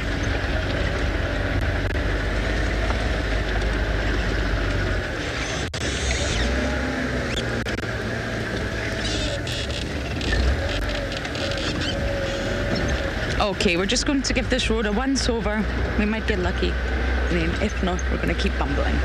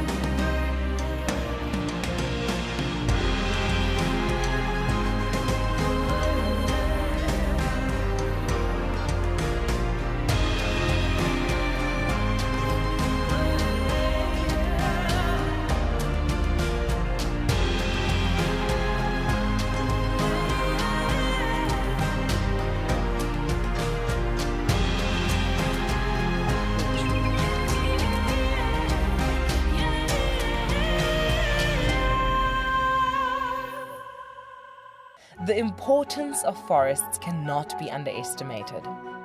Over 1 billion people live in and around forests, depending on them for fuel, food, medicine, and building materials. The Wildlife and Environment Society of South Africa, WESA, is the national implementer for a program called LEAF. The LEAF program makes use of indigenous forests grown on school properties to teach pupils about biodiversity. This directly instills a sense of ownership of the natural surroundings and reconnects children with our biomes and heritage. WESA needs your help to bring nature back to schools. Ask your school to join the program through the link on their website. Together with WESA, you can help take this incredible program to schools across the country. Okay, there's another big male coming in from our left here. Another big male, look at this. This is the one. Now you're going to see sparks fly, guys.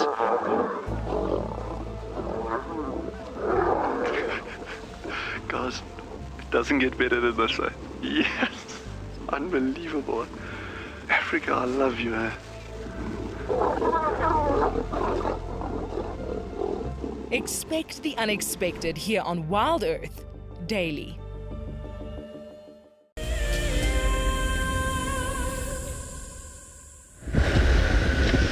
We've done Gallagher's shortcut, now we're going back on ourselves one last time. But there's no tracks, he's not walked this way. So he's obviously still in that area to some extent. So we'll give it one last once over, if you like, and then we'll bumble. Sometimes we go long periods without seeing Tungana. He spends a lot of time on other properties. The other properties love it. They finally get to spend time with the mighty Tungana. But for us, sometimes it means that we can't spend time with them. But from yesterday and today, I think we've been pretty lucky.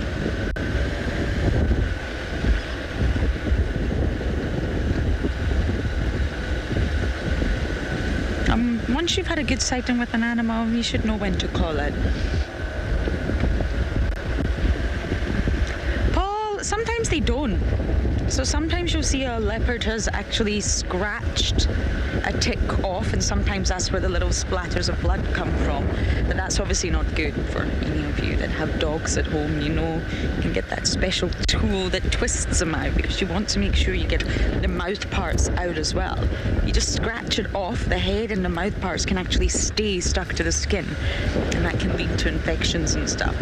So there's a little tool that you can get for your dogs that sort of takes them off properly. I'm sure some of you will be familiar with that. And they can either scratch them off if they do that by accident, or they don't take them off. Literally, once a tick gets too full and it's sort of really gorged itself on all the blood, it naturally drops off. So sometimes the ticks will just naturally drop off the leopard.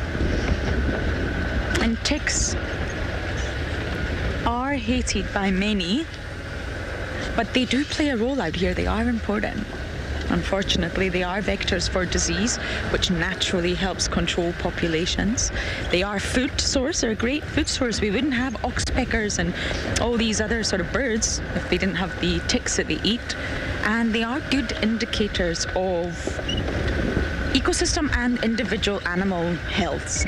If you see, even an impala, for example, covered in ticks from head to toe, it's a really good indication that that impala is not well. It may look, in terms of its coat and its physique, it may look fine, but if it's got a really abnormal high tick load, then you know there's something wrong with this impala.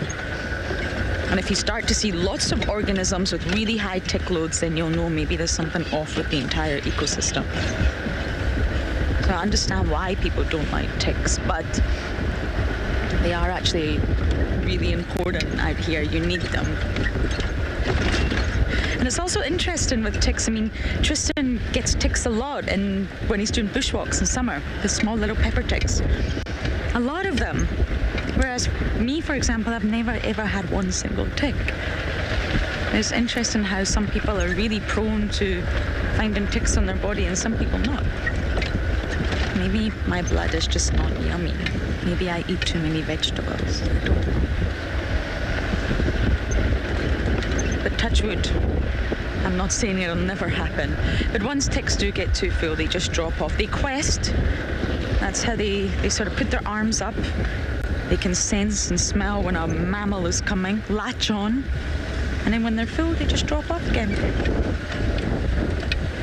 Okay, that's us done this road twice now. So we're going to go around the pan and see what else we can find. Okay, I'm going to do one last tiny little scratch, and I believe Cedric has made his way to Chitwa.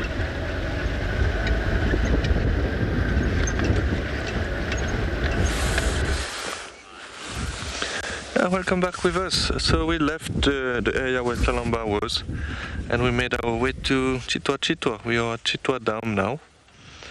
And this Leopard Orchid is beautiful. It's one of the biggest ones I ever saw. There's beautiful flowers. Yeah, so we decided to come check the dam here. It is quite a nice spot where we are sitting now. A bit further away from the dam, we'll probably go a bit closer later. I just wanted to show you this beautiful Leopard Orchid.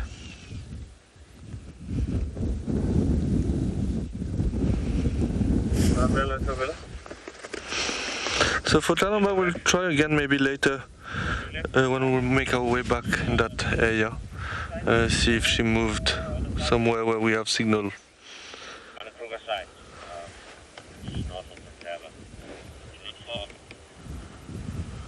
I really like Chitwa Dam. It's a beautiful dam.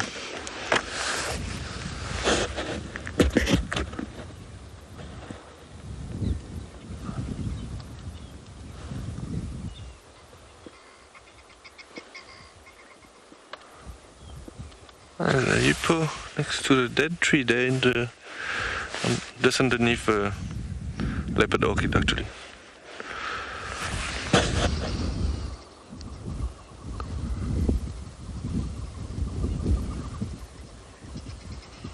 And more joining. And it was very nice to see that big herd of buffalo this morning. Hopefully we might have a look at them again this afternoon. I must say it was very pretty with the sun and the buffaloes crossing the dam. Yeah, it's quite quiet at the dam here. Maybe what I will do, I will try to go a little bit forward and go on the dam wall and see if we can catch a nice view of birds.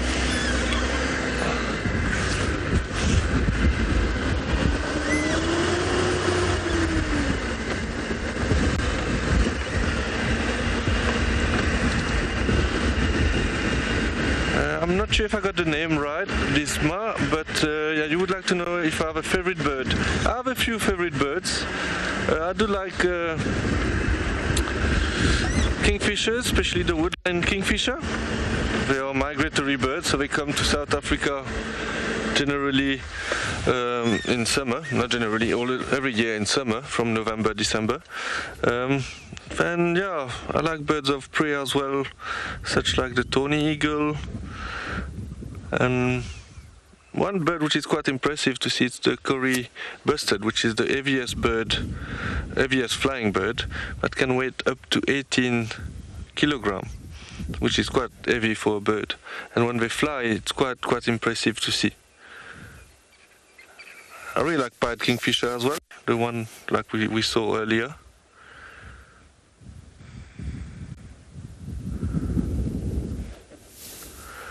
And not much is happening here.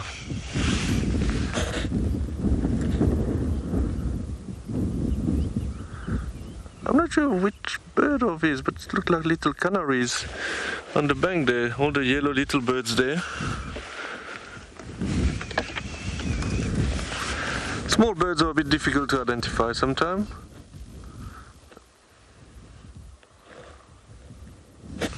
Birding takes a lot of practice. They are quite cute.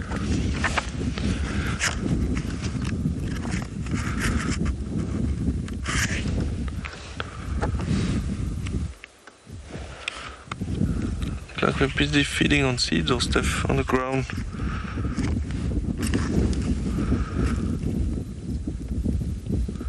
Might be yellow-fronted canaries.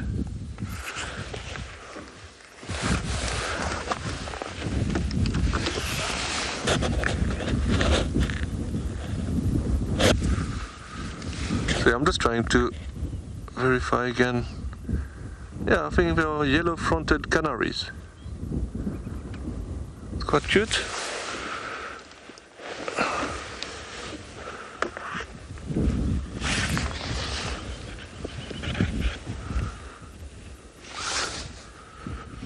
One thing that I never saw was a crocodile catching an antelope.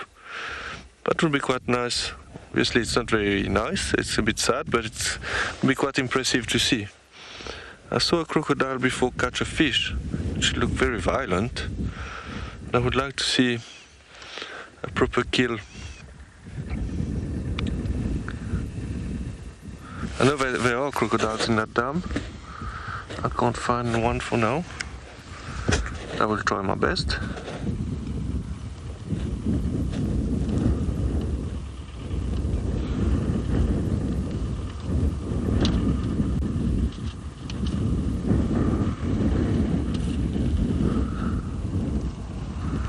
This dam is very, very nice.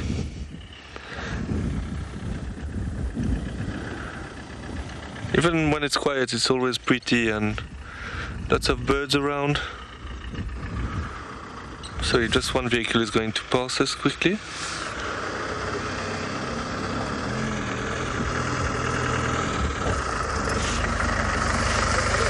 Good on you. Good.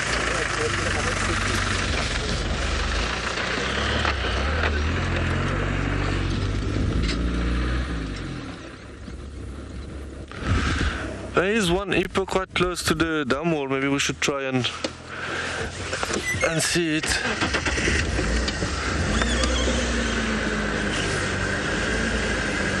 It's moving away now.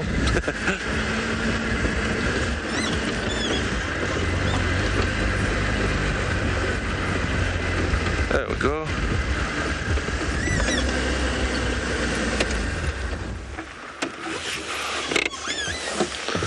Oh,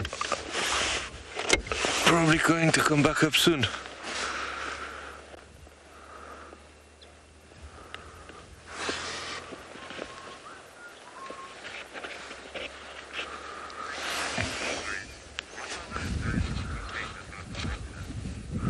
Ingrid, you would like to know what are those birds swooping around the water? I think these are swallows. I'm not sure which one though. But it looked like swallows, yeah. There's a lot of different types of swallows, so sometimes when they fly like that it can be quite tricky to identify them. I must say, I'm not the best at identifying swallows. And there's swipes as well.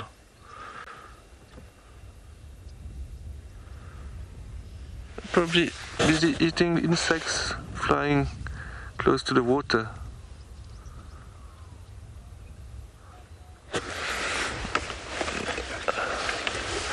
So the hippo went underneath the water, and we can stay underwater up to 6 minutes, so we might have to... Oh, there we go, we're coming back up.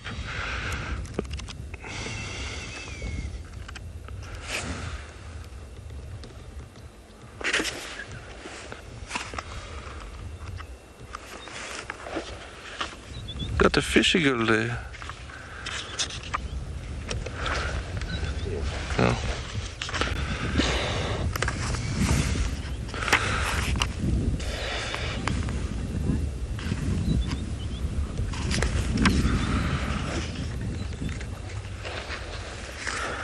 I like fish eagle as well. I just had a question, what is my favorite bird?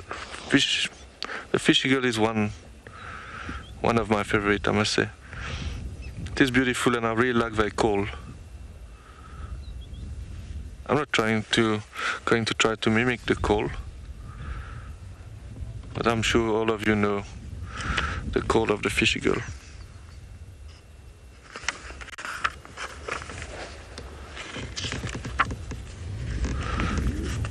Talking about mimic and birds, there's one bird which is quite interesting. It's the Folktale Drongo again. I'm coming back to the Folktale Drongo.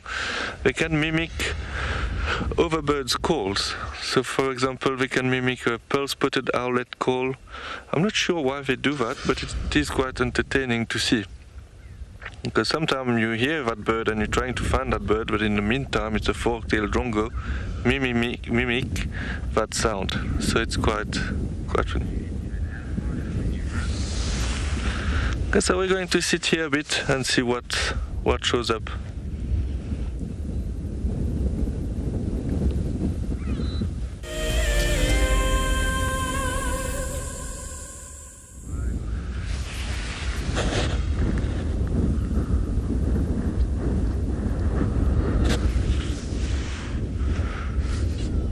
Beautiful reflection on the water.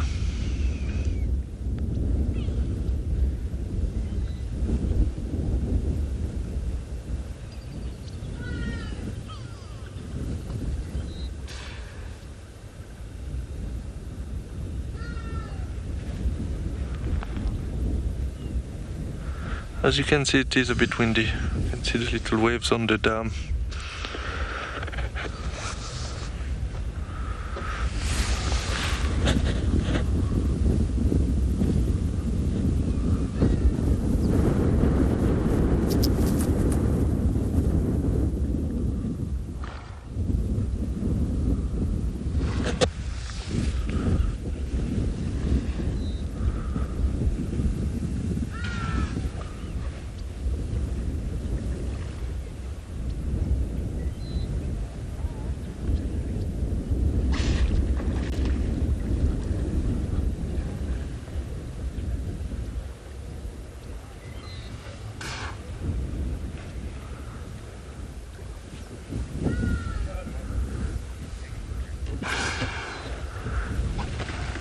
It is very peaceful watching the hippos there.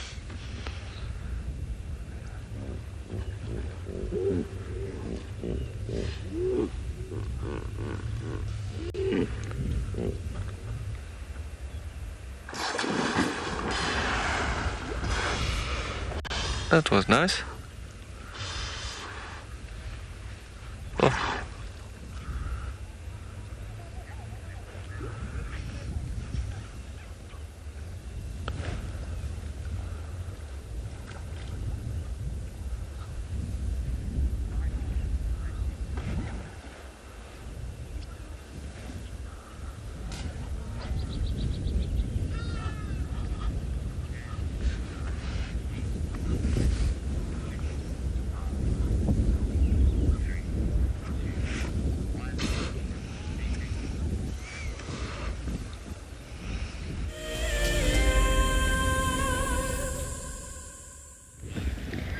We're just admiring the views at Rebecca's Zoe's Junction.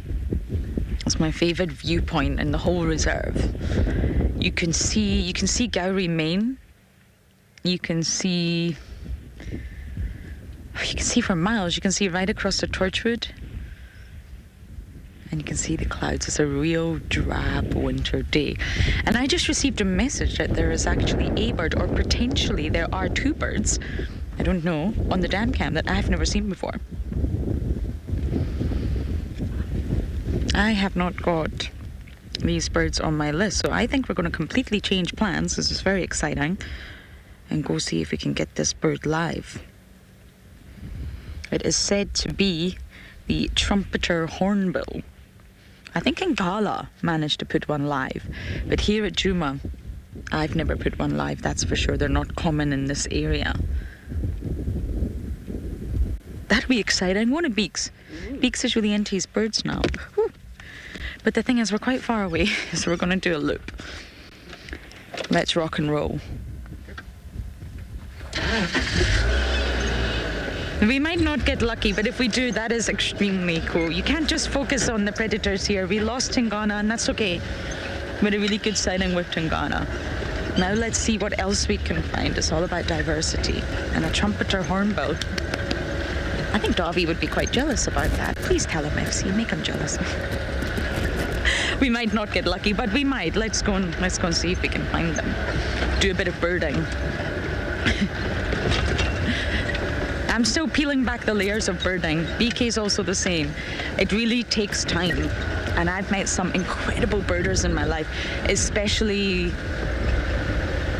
at Marataba. I met the most incredible birders. Their skills, their talent, their passion really blew me away. I think there's nothing more attractive when you meet someone that's really passionate about something. And they all sat in a dark room, curtains closed, door closed, and we were just watching. Everybody got their pen on paper. They would play a bird call, and everybody had to write down what it was. And it's really challenging because you're out of context. They're not in the bush, they were in a room. They had to listen to a bird call, get it? And then once that sort of challenge was done, they moved on to quickly, in a flash, showing the bird on a sort of screen. But it wasn't for long. They didn't leave it up there where you could look and think, yeah, this is this. No, it was quickly, there's a bird, gone again. And they had to write it down, and some of the pictures were very obscured. You know, it was just the tail of a bird in a bush. And these guys were incredible, really incredible. I just watched in such awe. I am not that level. I love birding, I enjoy it. But that is dedication right there. It was really interesting to watch. It got very competitive, as I'm sure you can imagine. But I thoroughly enjoyed that. And that's how you can train yourself. You can actually get the Roberts app. It's a little bit pricey, but for me it's worth it. And you can save bird calls. Then you can get your friend to just randomly play some calls, and you have to try and guess what they are. It's actually good fun. If you like birds. If you don't like birds, then it's probably not going to be fun. But you can challenge yourself. Take photos, collect them, and then create a slideshow. And get someone to randomly pick images, and you have to guess a bird, and you have to be quick, because birds are fast. But you can challenge yourself. Beaks, maybe we should do that when we're bored. Let's have some bird challenges. Oh goodness. But really, you have to force yourself, and I did that myself with insects. Forced myself to learn about them. Oh, Ray.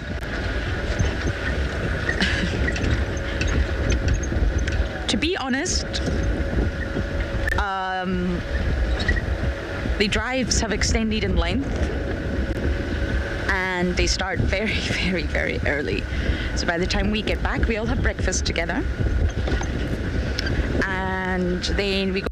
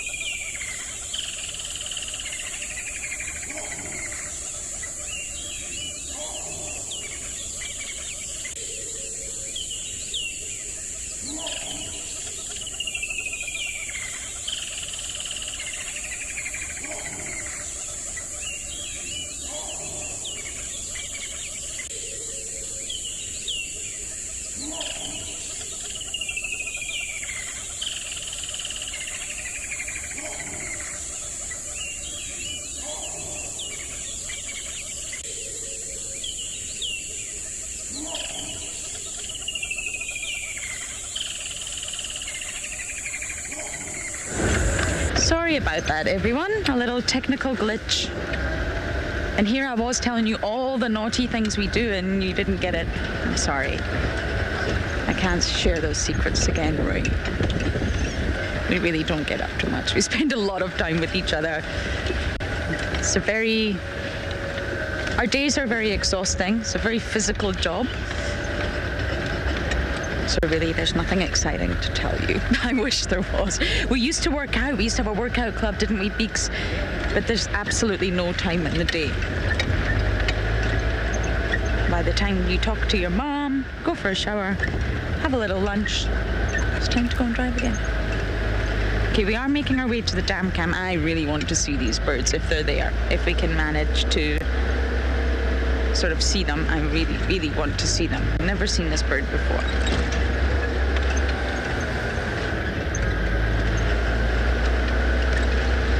quite Ferrari safarying, but we are trying to get from A to B.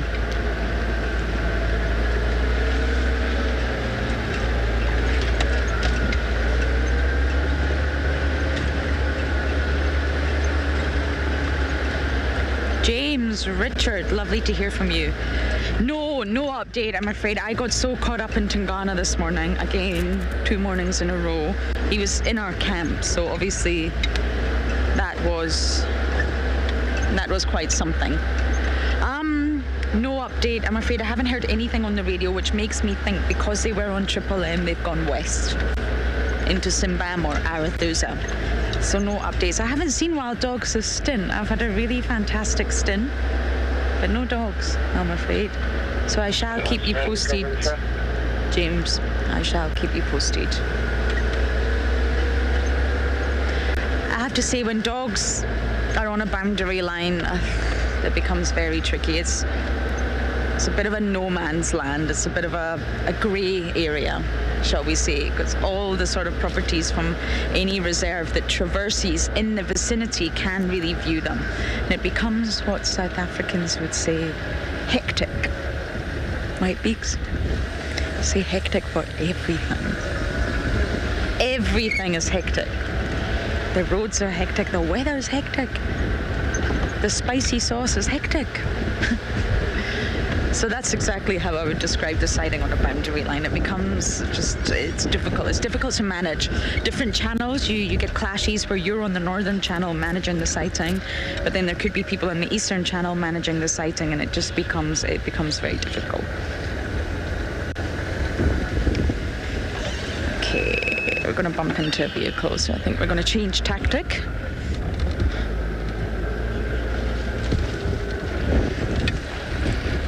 We're going to go the other way to the dam.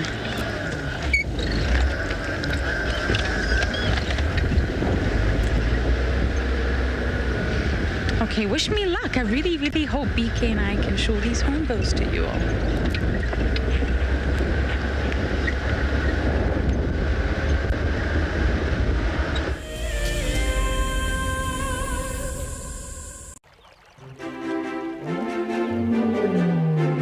We know their names, we see their hands, and we sometimes hear their muffled voice. One thing for sure is that WildEarth wouldn't be possible without the people behind the camera. It is often easy to forget the presence of the camera operator until you seamlessly follow a bird as it swoops through the air. And then you realize that you are the camera. Everything you see is because of a job well done.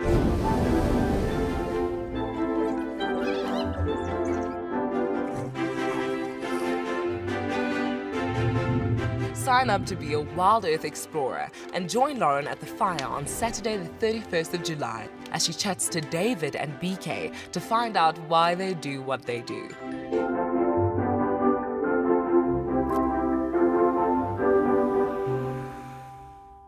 Hello everyone, my name is Trishala and I am a naturalist and safari guide here in Djuma Game Reserve in the Sabi Sands in South Africa. I think that the information that we provide, and most importantly the questions that you ask, give both you and I a really good idea of what's going on. My friend Fernando here, he's a flat-necked chameleon and I love them. They're just these gems that you manage to find in the bush.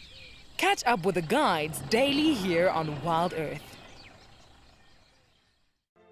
I've seen something I've never seen here before. Look at these cubs. One is crossing the river. It's being washed away, unfortunately, but I'm sure the mother is going to save her. Look at that. How beautiful. Look at that. One crossing, 2 to go.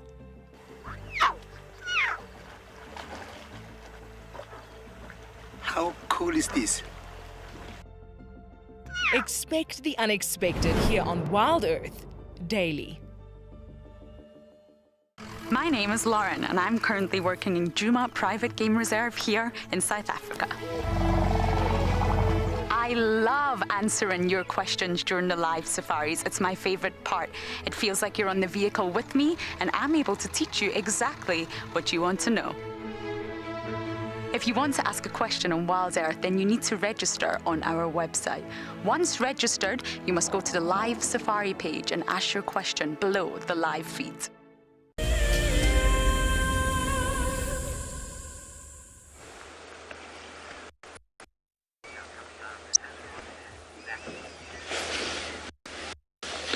Yeah, welcome back. We are still on Chitwa. We did a little loop around, but didn't find anything, so we just stopped here now. If we can hear anything, but we'll make our way. I think what we'll do is continue driving and back to where I was earlier and see if we can get any luck.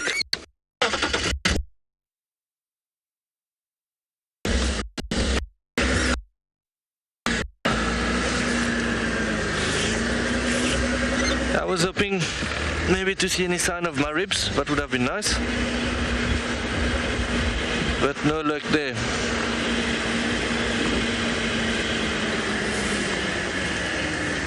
Oh, there's a giraffe.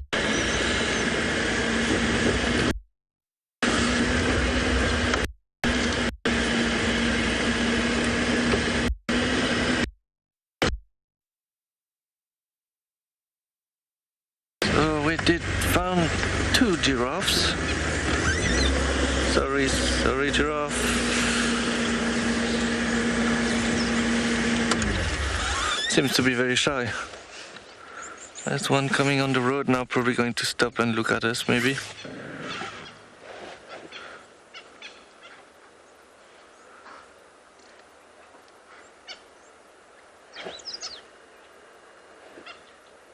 There we go. So these are 2 females. I think so. The second one I didn't have a good look at it, but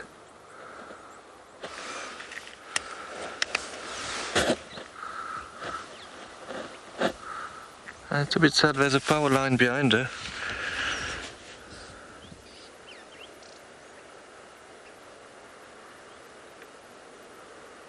This is quite a big female.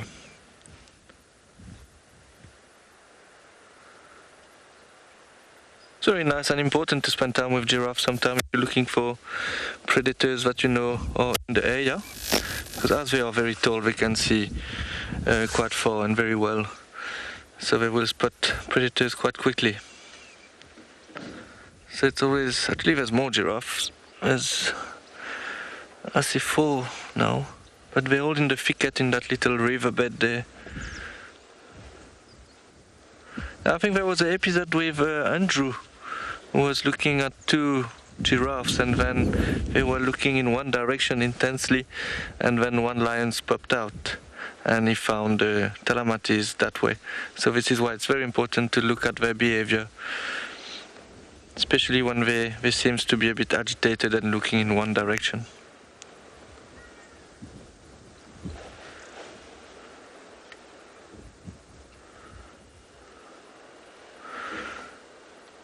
I'm just going to try to reposition and let me get a look of that giraffe on our left hand side. It will be a bit prettier to see with nice trees around. Very white giraffe.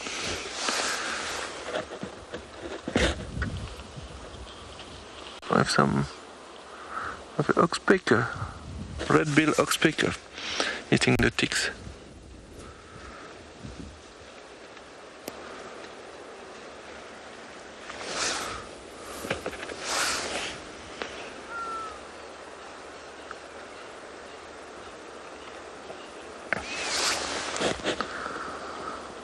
So giraffes are big, obviously. They are the tallest mammal.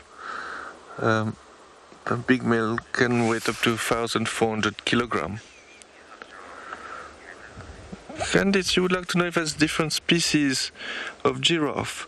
Not really. There's different subspecies of giraffe, but they all part from the same species.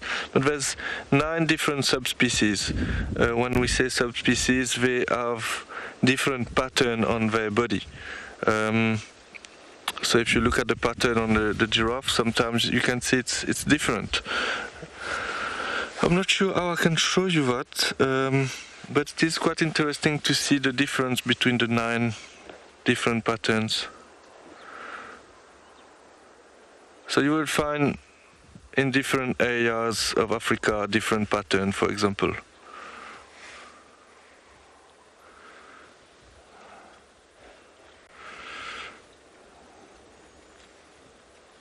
Not sure if you can see on the phone.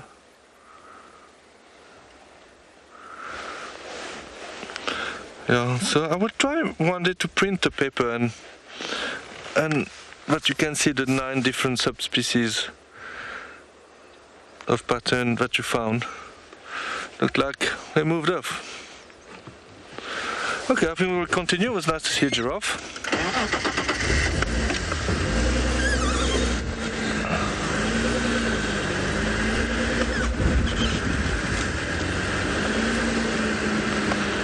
Jerome, you would like to know if I ever see lions hunting giraffe? Yes, and I saw a kill.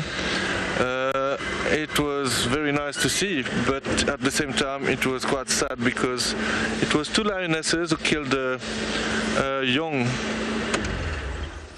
very young giraffe, and it happened in front of us. Yeah, so it was quite difficult to see, but yeah, I saw that kill, and the good thing is that we followed the lions from the beginning, so it was quite intense, and we saw the kill in front of us.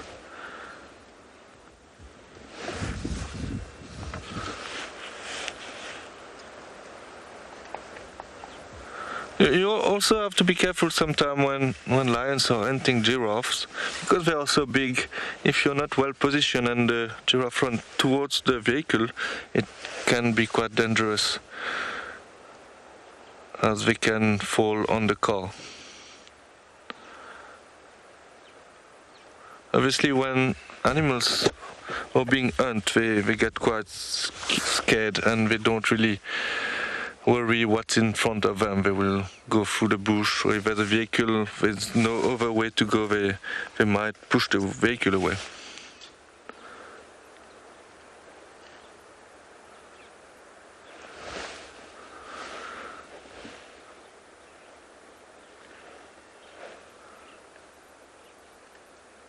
They have very long tongues, as you know, up to 45 centimeters.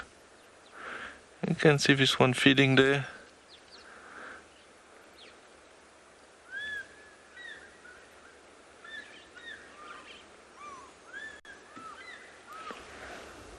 I don't know if you guys heard that, but that was the fish eagle calling.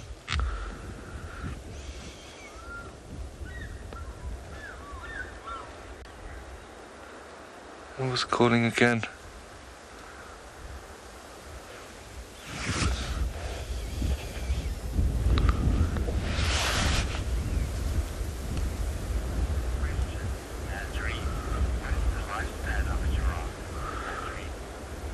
Nazrin, you would like to know what is the lifespan of a giraffe?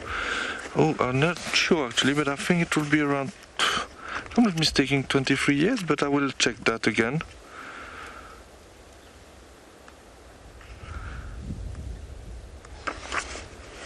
Yeah, let me check and come back to you on that. I don't want to give you a wrong answer.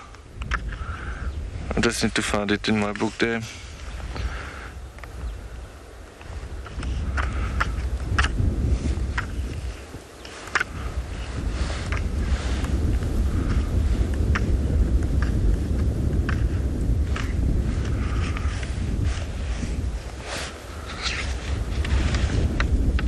These two are like side by side. It look quite nice. Yeah, about 25 years. So I was not that far off. I said 23 years. Yeah, so they live up to about 25 years.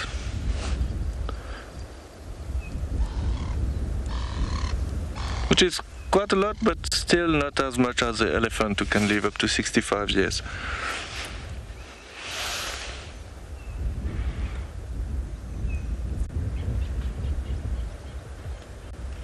Okay, I think we will let them be and continue bumbling around. Hopefully we can find something else.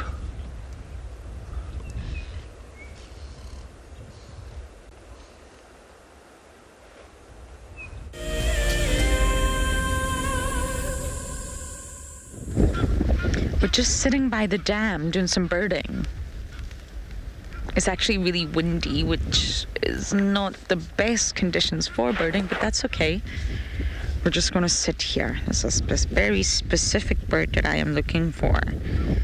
But while we all look, we may as well just enjoy the beautiful scenery around the dam and, of course, the Egyptian geese.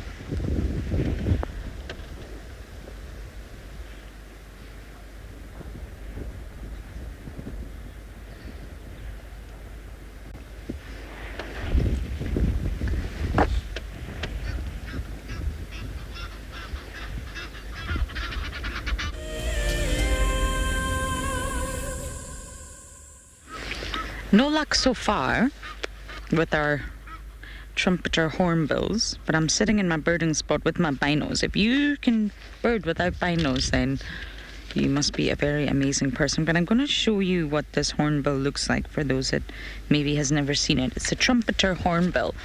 I'm on the edge of the vehicle here, getting the best view. It's very windy, it's not ideal. So Beaks, I'm going to hold this still, and right at the bottom is the Trumpeter. Said to have that sort of pink eyeshadow, not too unlike the Verreaux's eagle owl.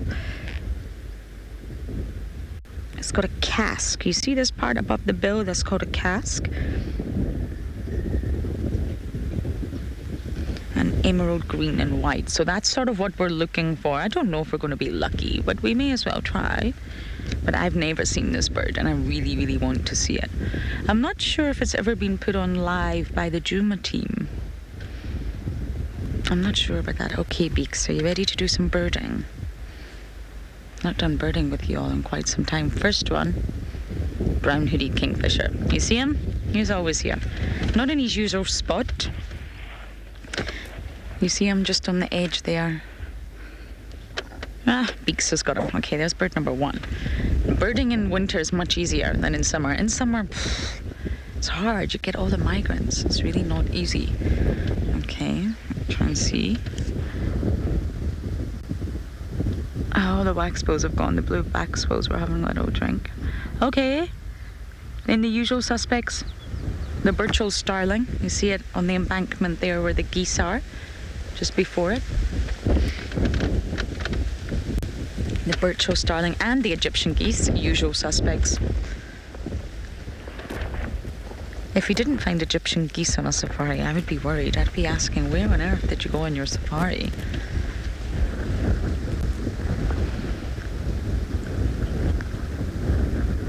And then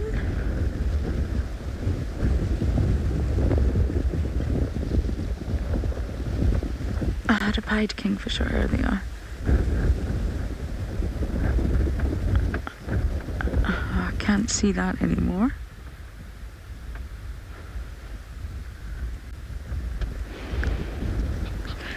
Of course, you've got Egyptian geese on that tree, that dead tree you see, Beaks, at 9 o'clock.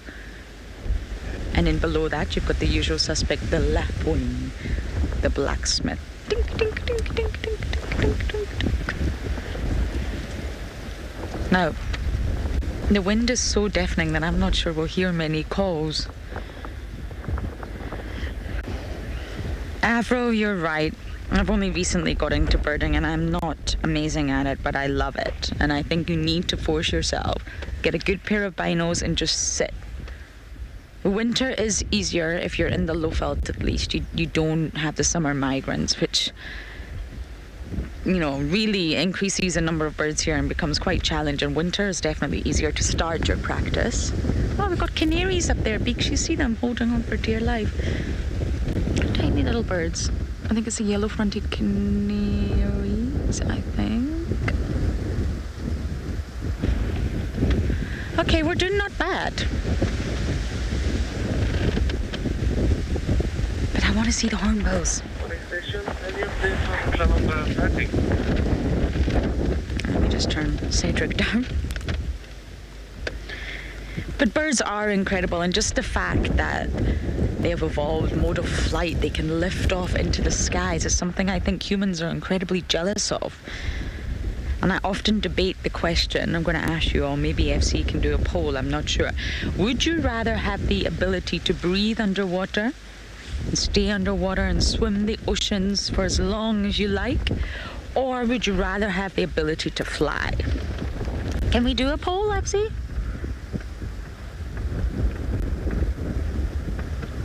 I can see a grey go-away bird. It's also not what we're looking for. Okay. FC said they can try.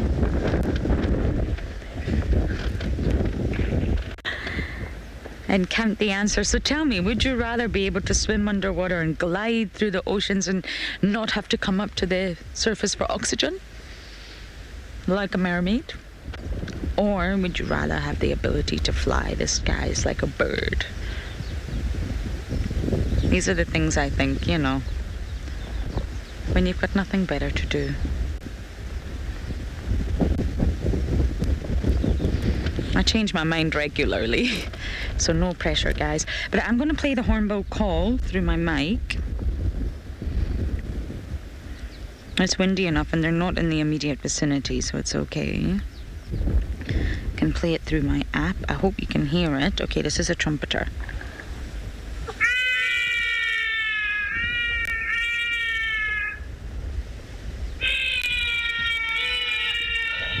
Yeah, it's quite atrocious, actually, to be perfectly honest. It sounds like, yeah, babies screaming or something horrendous like that.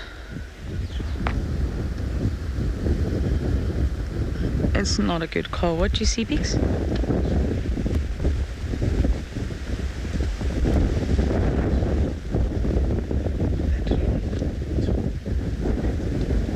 Birds on the tree. Yeah, I think it's the canaries.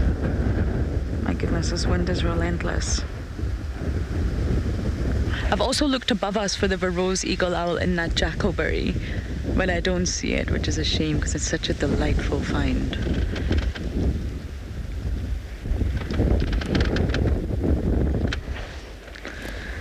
Come on, hornbills.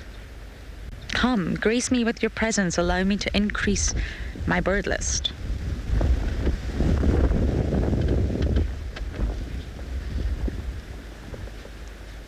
There are people that travel all up and down the country, actually all up and down Africa, the continent, just in search of birds, just in search of one specific species of bird that they need for the bird list. It's amazing. And you can buy apps that sort of track the birds that you've seen. Or you can create spreadsheets. Whichever mode you prefer. Flying is leading the poll heavily, my goodness. Okay, so most of you would rather fly. Oh, I don't know, everyone. Beaks? Fly. Okay, Beaks would fly. I don't know, guys. I think The mermaid in me would choose the oceans. I would also love to fly. The starling here. But I think the mermaid inside of me would want to just swim the oceans, glide next to all the amazing animals under there. But it's a tough one.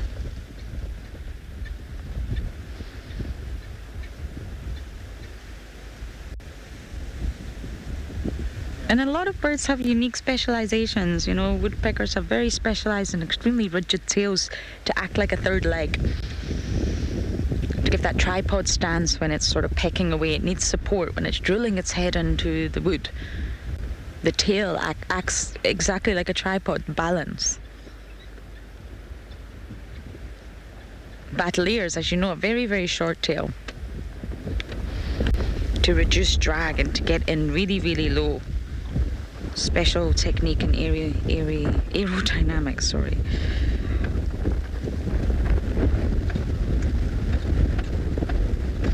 And Judy, you actually reminded me yesterday, thank you so much, that battleiers have been upgraded, not downgraded, upgraded from vulnerable to endangered.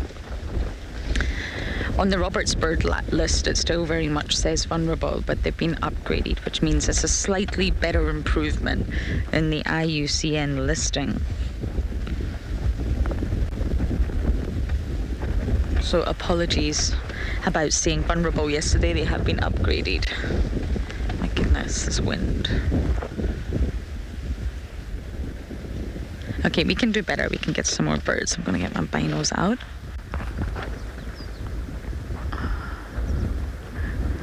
But you know, we can also bumble Galligopan again. They were heading in that direction. You never know.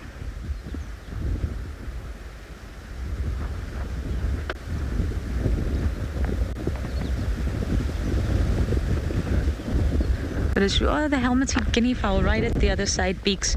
If you go directly 9 o'clock, just in front of that room, in front of it on the ground, there's lots of helmeted guinea fowl. Surprised Mareebs is not here.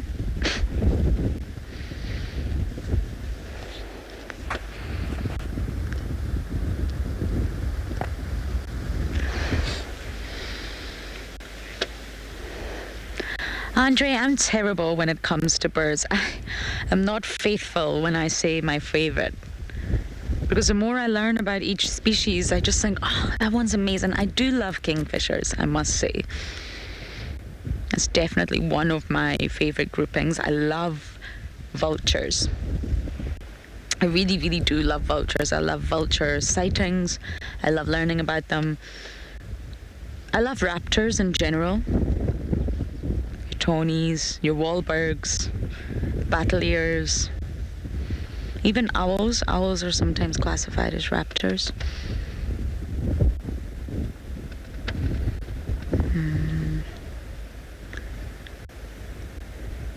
I love the waxbill family. They're really gorgeous birds. Got to see the black-faced waxbill in Marataba.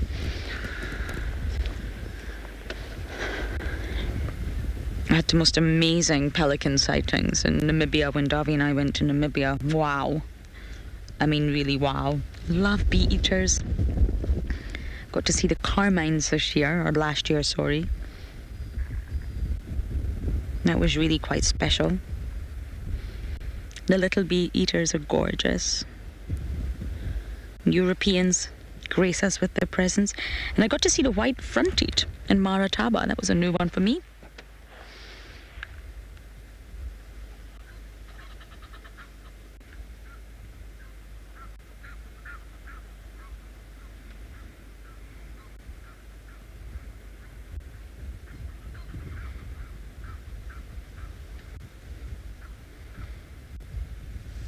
I love the blackback puffback. It's one of my favorite calls. I can try and play it for you because I'm really bad at doing bird calls. Are you ready? This is the black-backed puffback.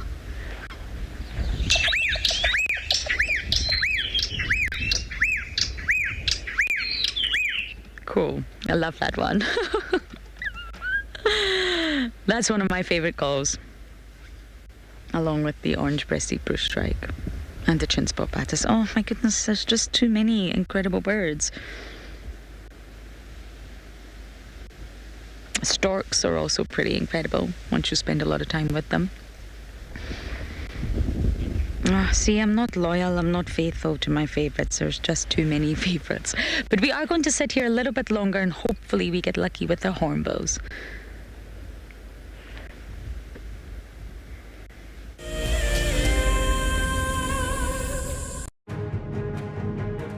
One thing that WildEarth strives to achieve is to connect kids with our natural world.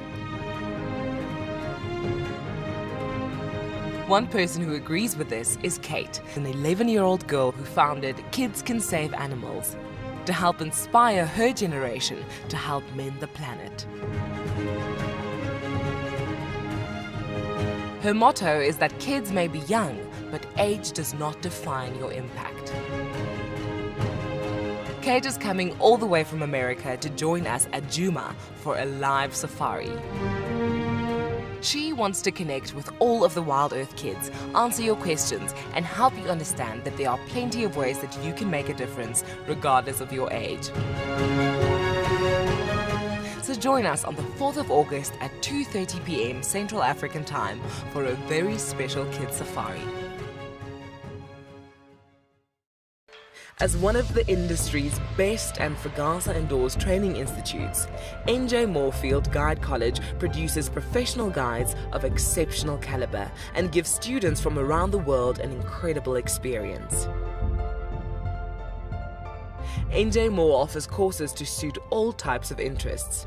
The full-length career course results in a Fagasa accredited qualification and the option of a 6-month internship at one of Moore Family Collection's luxury safari lodges.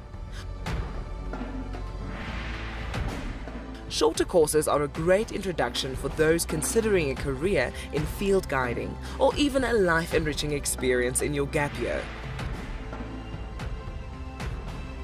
With spaces still available in July, don't miss out on this fantastic opportunity to live your African dream.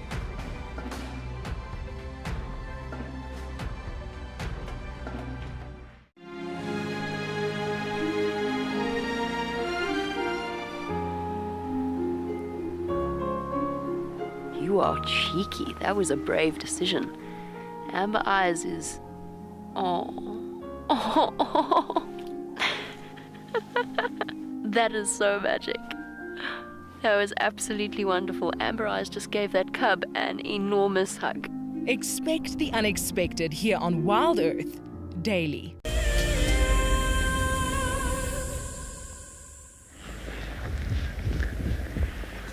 We found the pied kingfisher. I can still see it just hovering. Hover, it's hunting. Oh, you gotta love that. Aerial perching.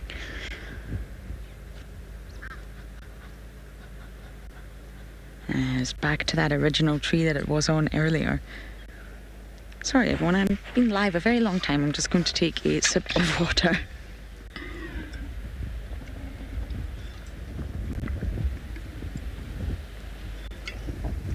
Apologies. Now I think we don't get lucky in the next few minutes. We will drive just slowly back round to Calico Pan, search for them in that area. There's good birding all along the drainage. And you never know, we might spot Tingus again.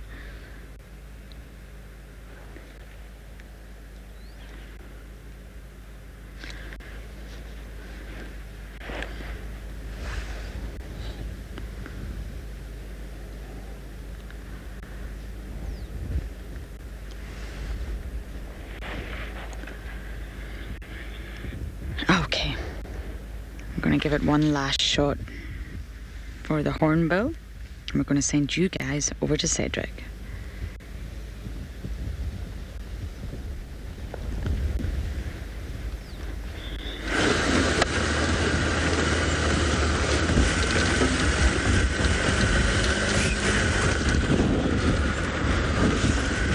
Yeah, welcome back with us. We're back on Djuma. Now we at Philemon's cut line. Fortunately, there was no updates on Tlalomba, and the last area she was seeing is very bad for signal for us, so we decided to slowly and looking for any sign of good sightings.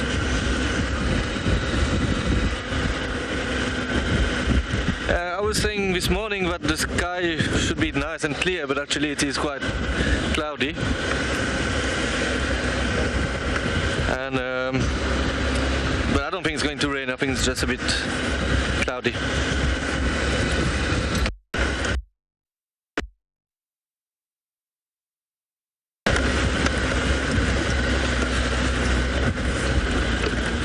It's still windy, so generally when there's a bit of wind we can get some clouds as well.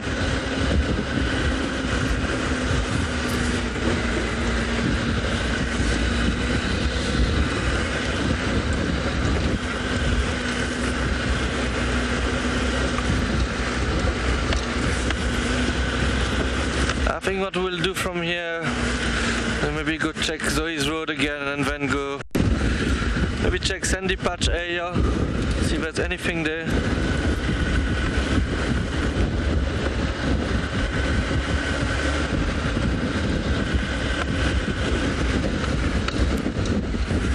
Sometimes it's like that, huh? Just need to drive around and hope you get lucky.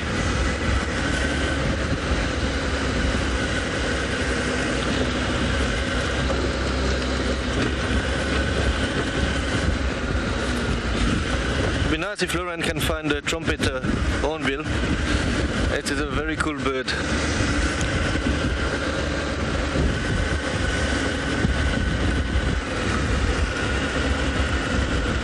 We got some wildebeests and impalas in front of us.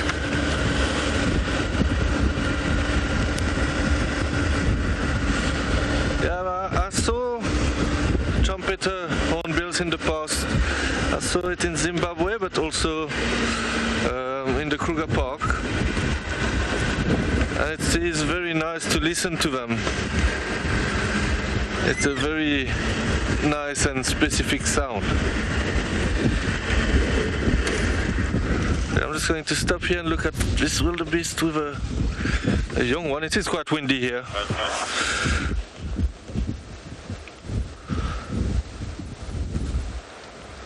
Yeah, so I saw Trumpeter Hornbill quite a lot of time. I still like to see them.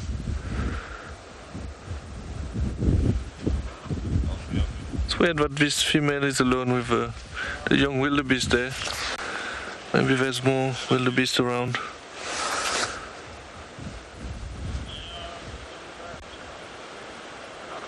Generally, when it's windy like that, the prey species is not feeling great because they can't hear properly with the wind and the leaves, all the noise. It is difficult for them to hear properly if there's any predators around. So they seems to be quite on edge when it's windy. Generally, this one seems quite relaxed at the moment. Got a broken horn there, probably from fighting.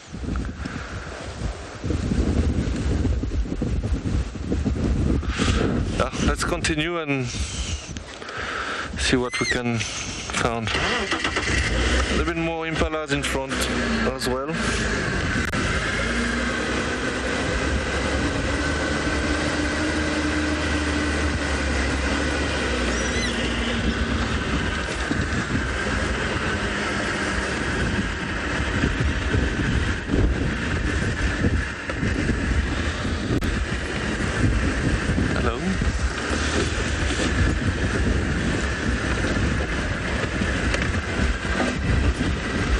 If you would like to know what I would say is the most dominant species in the area, if I understood well, the question is which species is more successful, like who have more numbers.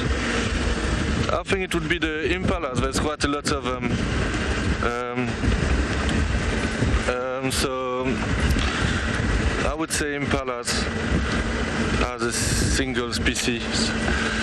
The thing is that they are very good breeding strategy. So all the lambs are born at the same time every year, around November, December, and so they have lots of young.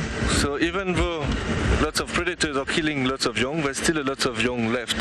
So the numbers is constantly increasing. Also, because they are mixed feeders and they feed on leaf and grass, they can adapt very well to survive.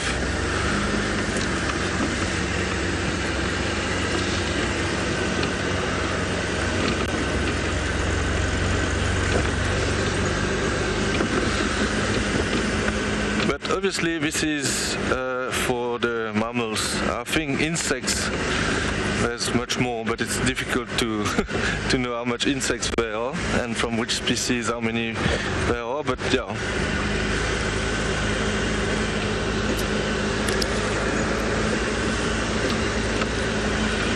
So now we are on Zoe's Road. Just trying to see what we can find here.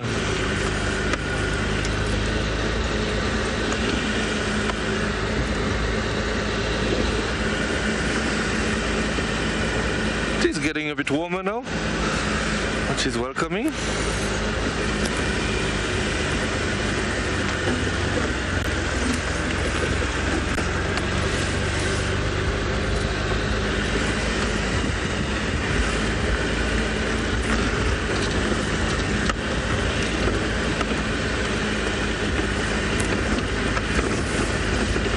You would like to know if a secretary bird is considered a raptor. I'm not sure actually. They eat mainly snakes, of what I know of, but I'm not sure if it's considered a raptor or not. I will check on that. They are beautiful birds, very tall. And it's very nice to see them walk, because they hunt by walking and just using their feet to kill the prey, such as snakes, for example.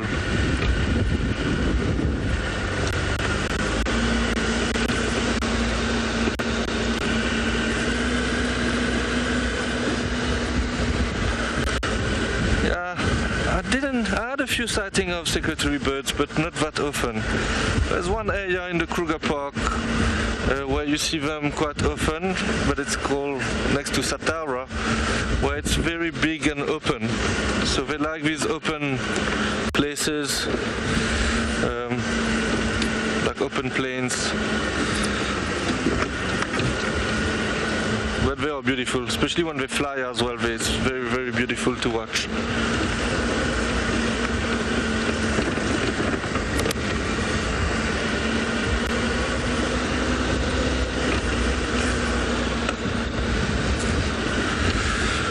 Still hoping to find something.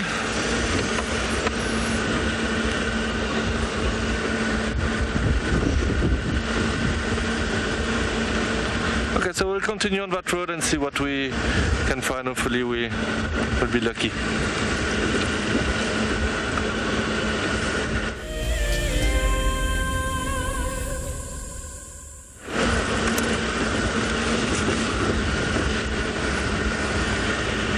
Still driving on Zoe's Road there, slowly. Actually, we not far from where we started the drive this morning, where we watched this beautiful sunrise.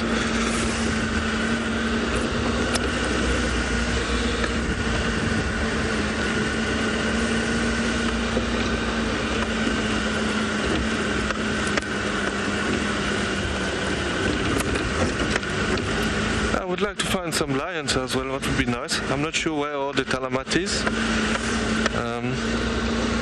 It would be quite nice to see some lions.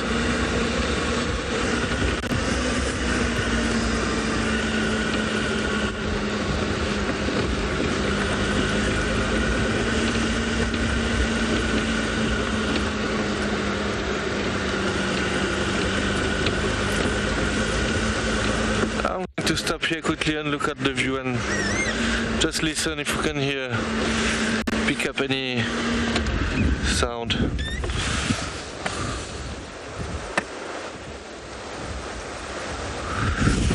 It's quite windy here.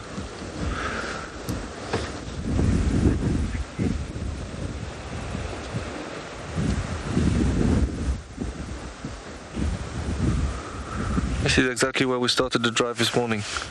So we did do a bit of driving and all the way to Chitwa and back here.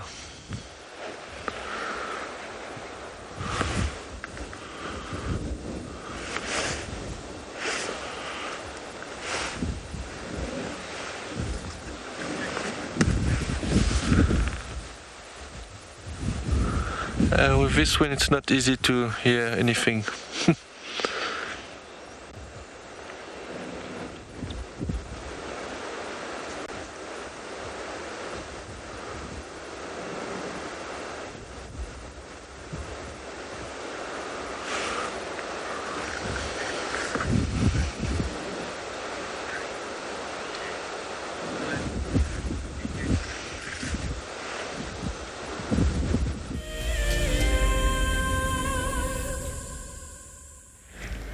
We've made it to Galago Pan, which is void of all life right now. We're just searching the skies for birds. Secretary birds are classified as raptors. I know Cedric wasn't sure, but they are. I think there's around 83 species of raptors in southern Africa. And raptor comes from the Latin verb rapier, or rapier. I don't actually know how to say it, but it means to grab, to seize, to carry away. And it's because they use their powerful talons to capture the prey, not their beak, it's the talons. And over the centuries, the English language has taken this Latin verb and actually used it as provided us with the words such as rapid, rapt, rapacious, rapture, even ravenous, actually, and raven, as in ravening wolves, not actually the bird. The bird actually has German origins, I think. Don't quote me. But I mean, several species are classified as raptors. Eagles, hawks, kites, owls, anything that seizes with its talons, grabs. That's what raptor means. A secretary bird is classified as a raptor. I'm really trying hard to do some birding, but it's terrible weather conditions. We had some francolins, but you know, francolins be francolins. So they do use their beak to feed, but they grab. That's how they get their prey. They swoop down, talons, seize. Raptor is a very interesting word. Latin origins. It's a verb. And how it's filtered through into the English language. It's got really interesting history. But raven, I'm sure, comes from ancient Germanic origin in terms of the bird. Now this is where we spent most of the morning looking for Tingana, but we're doing one last loop. Simone said it sounded like the Hornbills came this way towards Vuatella, but no luck. I really wanted to see it. But we tried. One day I'll see it.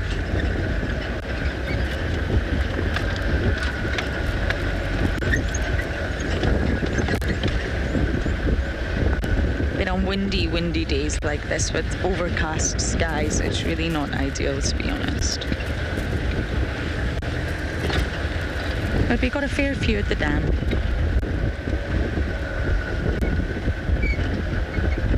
And the only way to get better at birding is to bird. You gotta practice. It's literally the only thing you're gonna get it wrong. And obviously we have the camera and the monitor, so we are lucky that way. We can really zoom in and say, it's actually this species. I thought it was a different species. Some birds look really, really similar until you pick out those features. When I first arrived here in 2018, I found raptors really difficult. Especially from afar, you say, okay, big bird, raptor, bird of prey. Then you get your binos out, then you start to say, Now I'm pretty good at raptors, I like to think. But it takes time, birding takes time.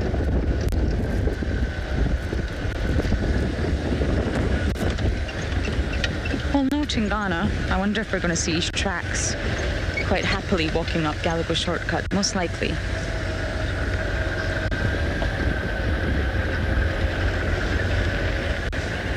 Let's just look. I'm not going to follow. I won't get quarantined, but let's just see.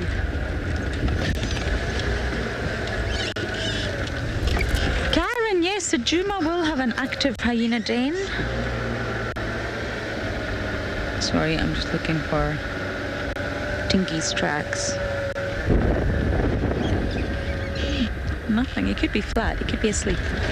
Yes, the Djuma clan den will be active. We just don't know where it is. It's not on Djuma. I have purposely I look for areas with lots of tracks. I've checked all the dens regularly. It's not on Djuma. I think it's on Little Gowrie, very, very close to Chitwa, if not on Chitwa, south. But I will ask the sort of boys in the south to keep their eyes and ears open. If they do see an active hyena den, they do know to let me know. Polly's also looking for one. But I think that day that we found June coming to get Novella and the warthogs came out, that was the day they had moved. June also did not know that they were not there. She was completely perplexed. You could just see her face thinking, what just happened there? That was also my face and Davi's face. They moved. They were not in the den then, I hope. Warthogs can't kill hyena cubs. But I think they've moved, and that's why the warthogs went in there. So all we can do is wait until someone sights them. I can't go into other properties, I'm afraid, and start looking for a hyena den. But if they are on Little Gowrie, we can be sure that Polly will assist us. So yes, there are active hyena dens, but I just don't know where they are. And Tima's son and Novella are still den bound. I wanted to get Tima's son named. And just so that he has a name, I think it's important that they have a name, whether the cubs make it or not. For me, it's important that they have a name so you can talk about them. But sadly, we just don't see them anymore. But I'll work on that. I'll work on getting a name for Tima's first little papa.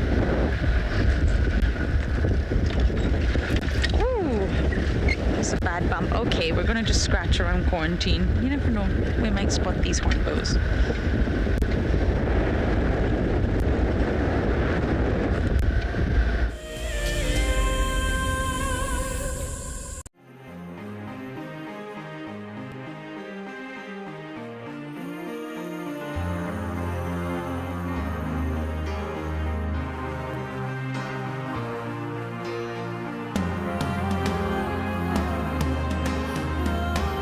Suspended above Kenya's Masai Mara is a breathtaking lodge where unrivaled service goes hand in hand with extraordinary wildlife sightings.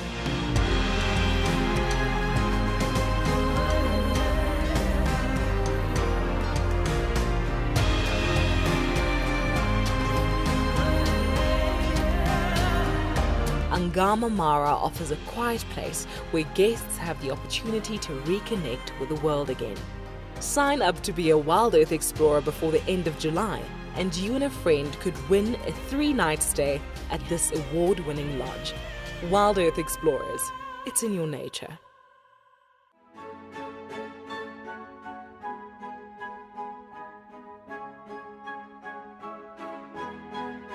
The Wildlife and Environment Society of South Africa, WESA, encourages people to care for the earth.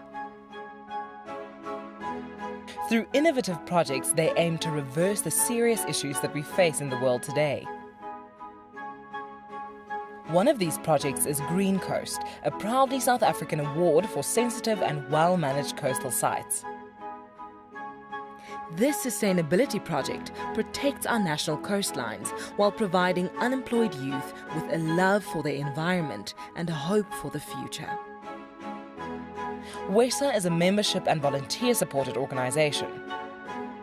Every supporter is helping to change the only earth we have. Visit our website to see how you can help care for our earth.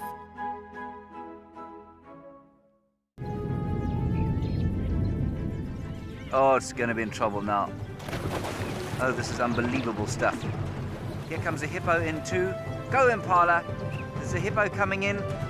I can't believe what we're seeing here. This is what we normally see in East Africa. It's all over. Hippo leaping at the crocodile now. Everything's gone underwater. Expect the unexpected here on WildEarth Daily.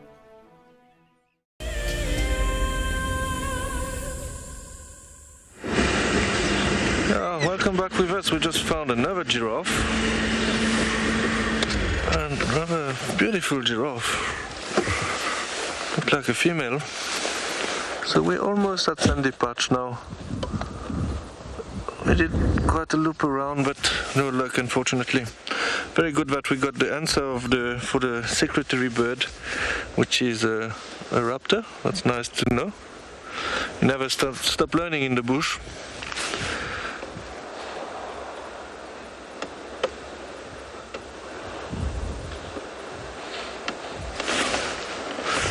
It is getting a little bit more windy.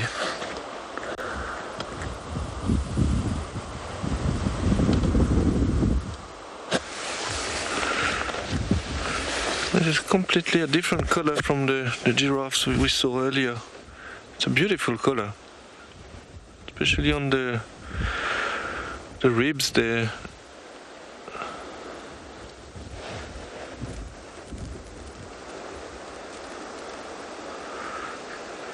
It's quite funny when they walk.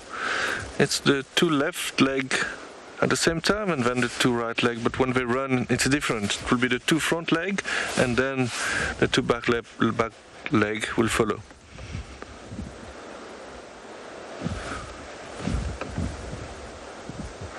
So I don't know if Darby can see, but there's a little Folktale Drongo just behind the giraffe. So I will try to relocate. Sorry, I just want to show you what I was saying this morning. So you can see there's a little bird just behind the giraffe. It's a Folktale Drongo. And they love to follow these big animals because they use that to catch their insects to eat. So when the giraffe moves, it will like trigger the insects to jump or fly, and there we go. It tried, or it just wanted to go sit on another branch.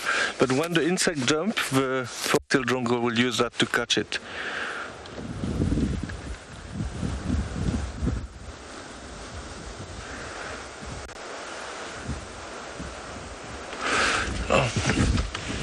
Moving, let me try to go a bit forward to get a better look.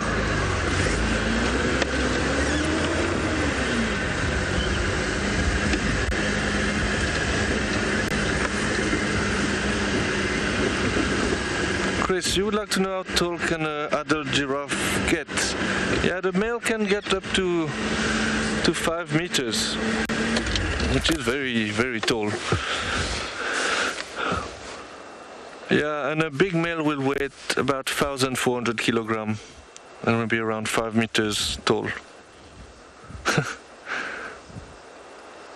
This one seems a bit shy. Every time we get a good spot, she decides to move.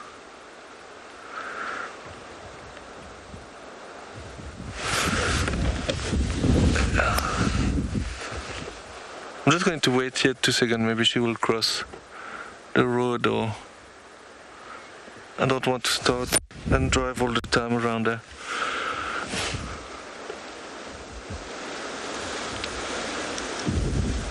Yeah.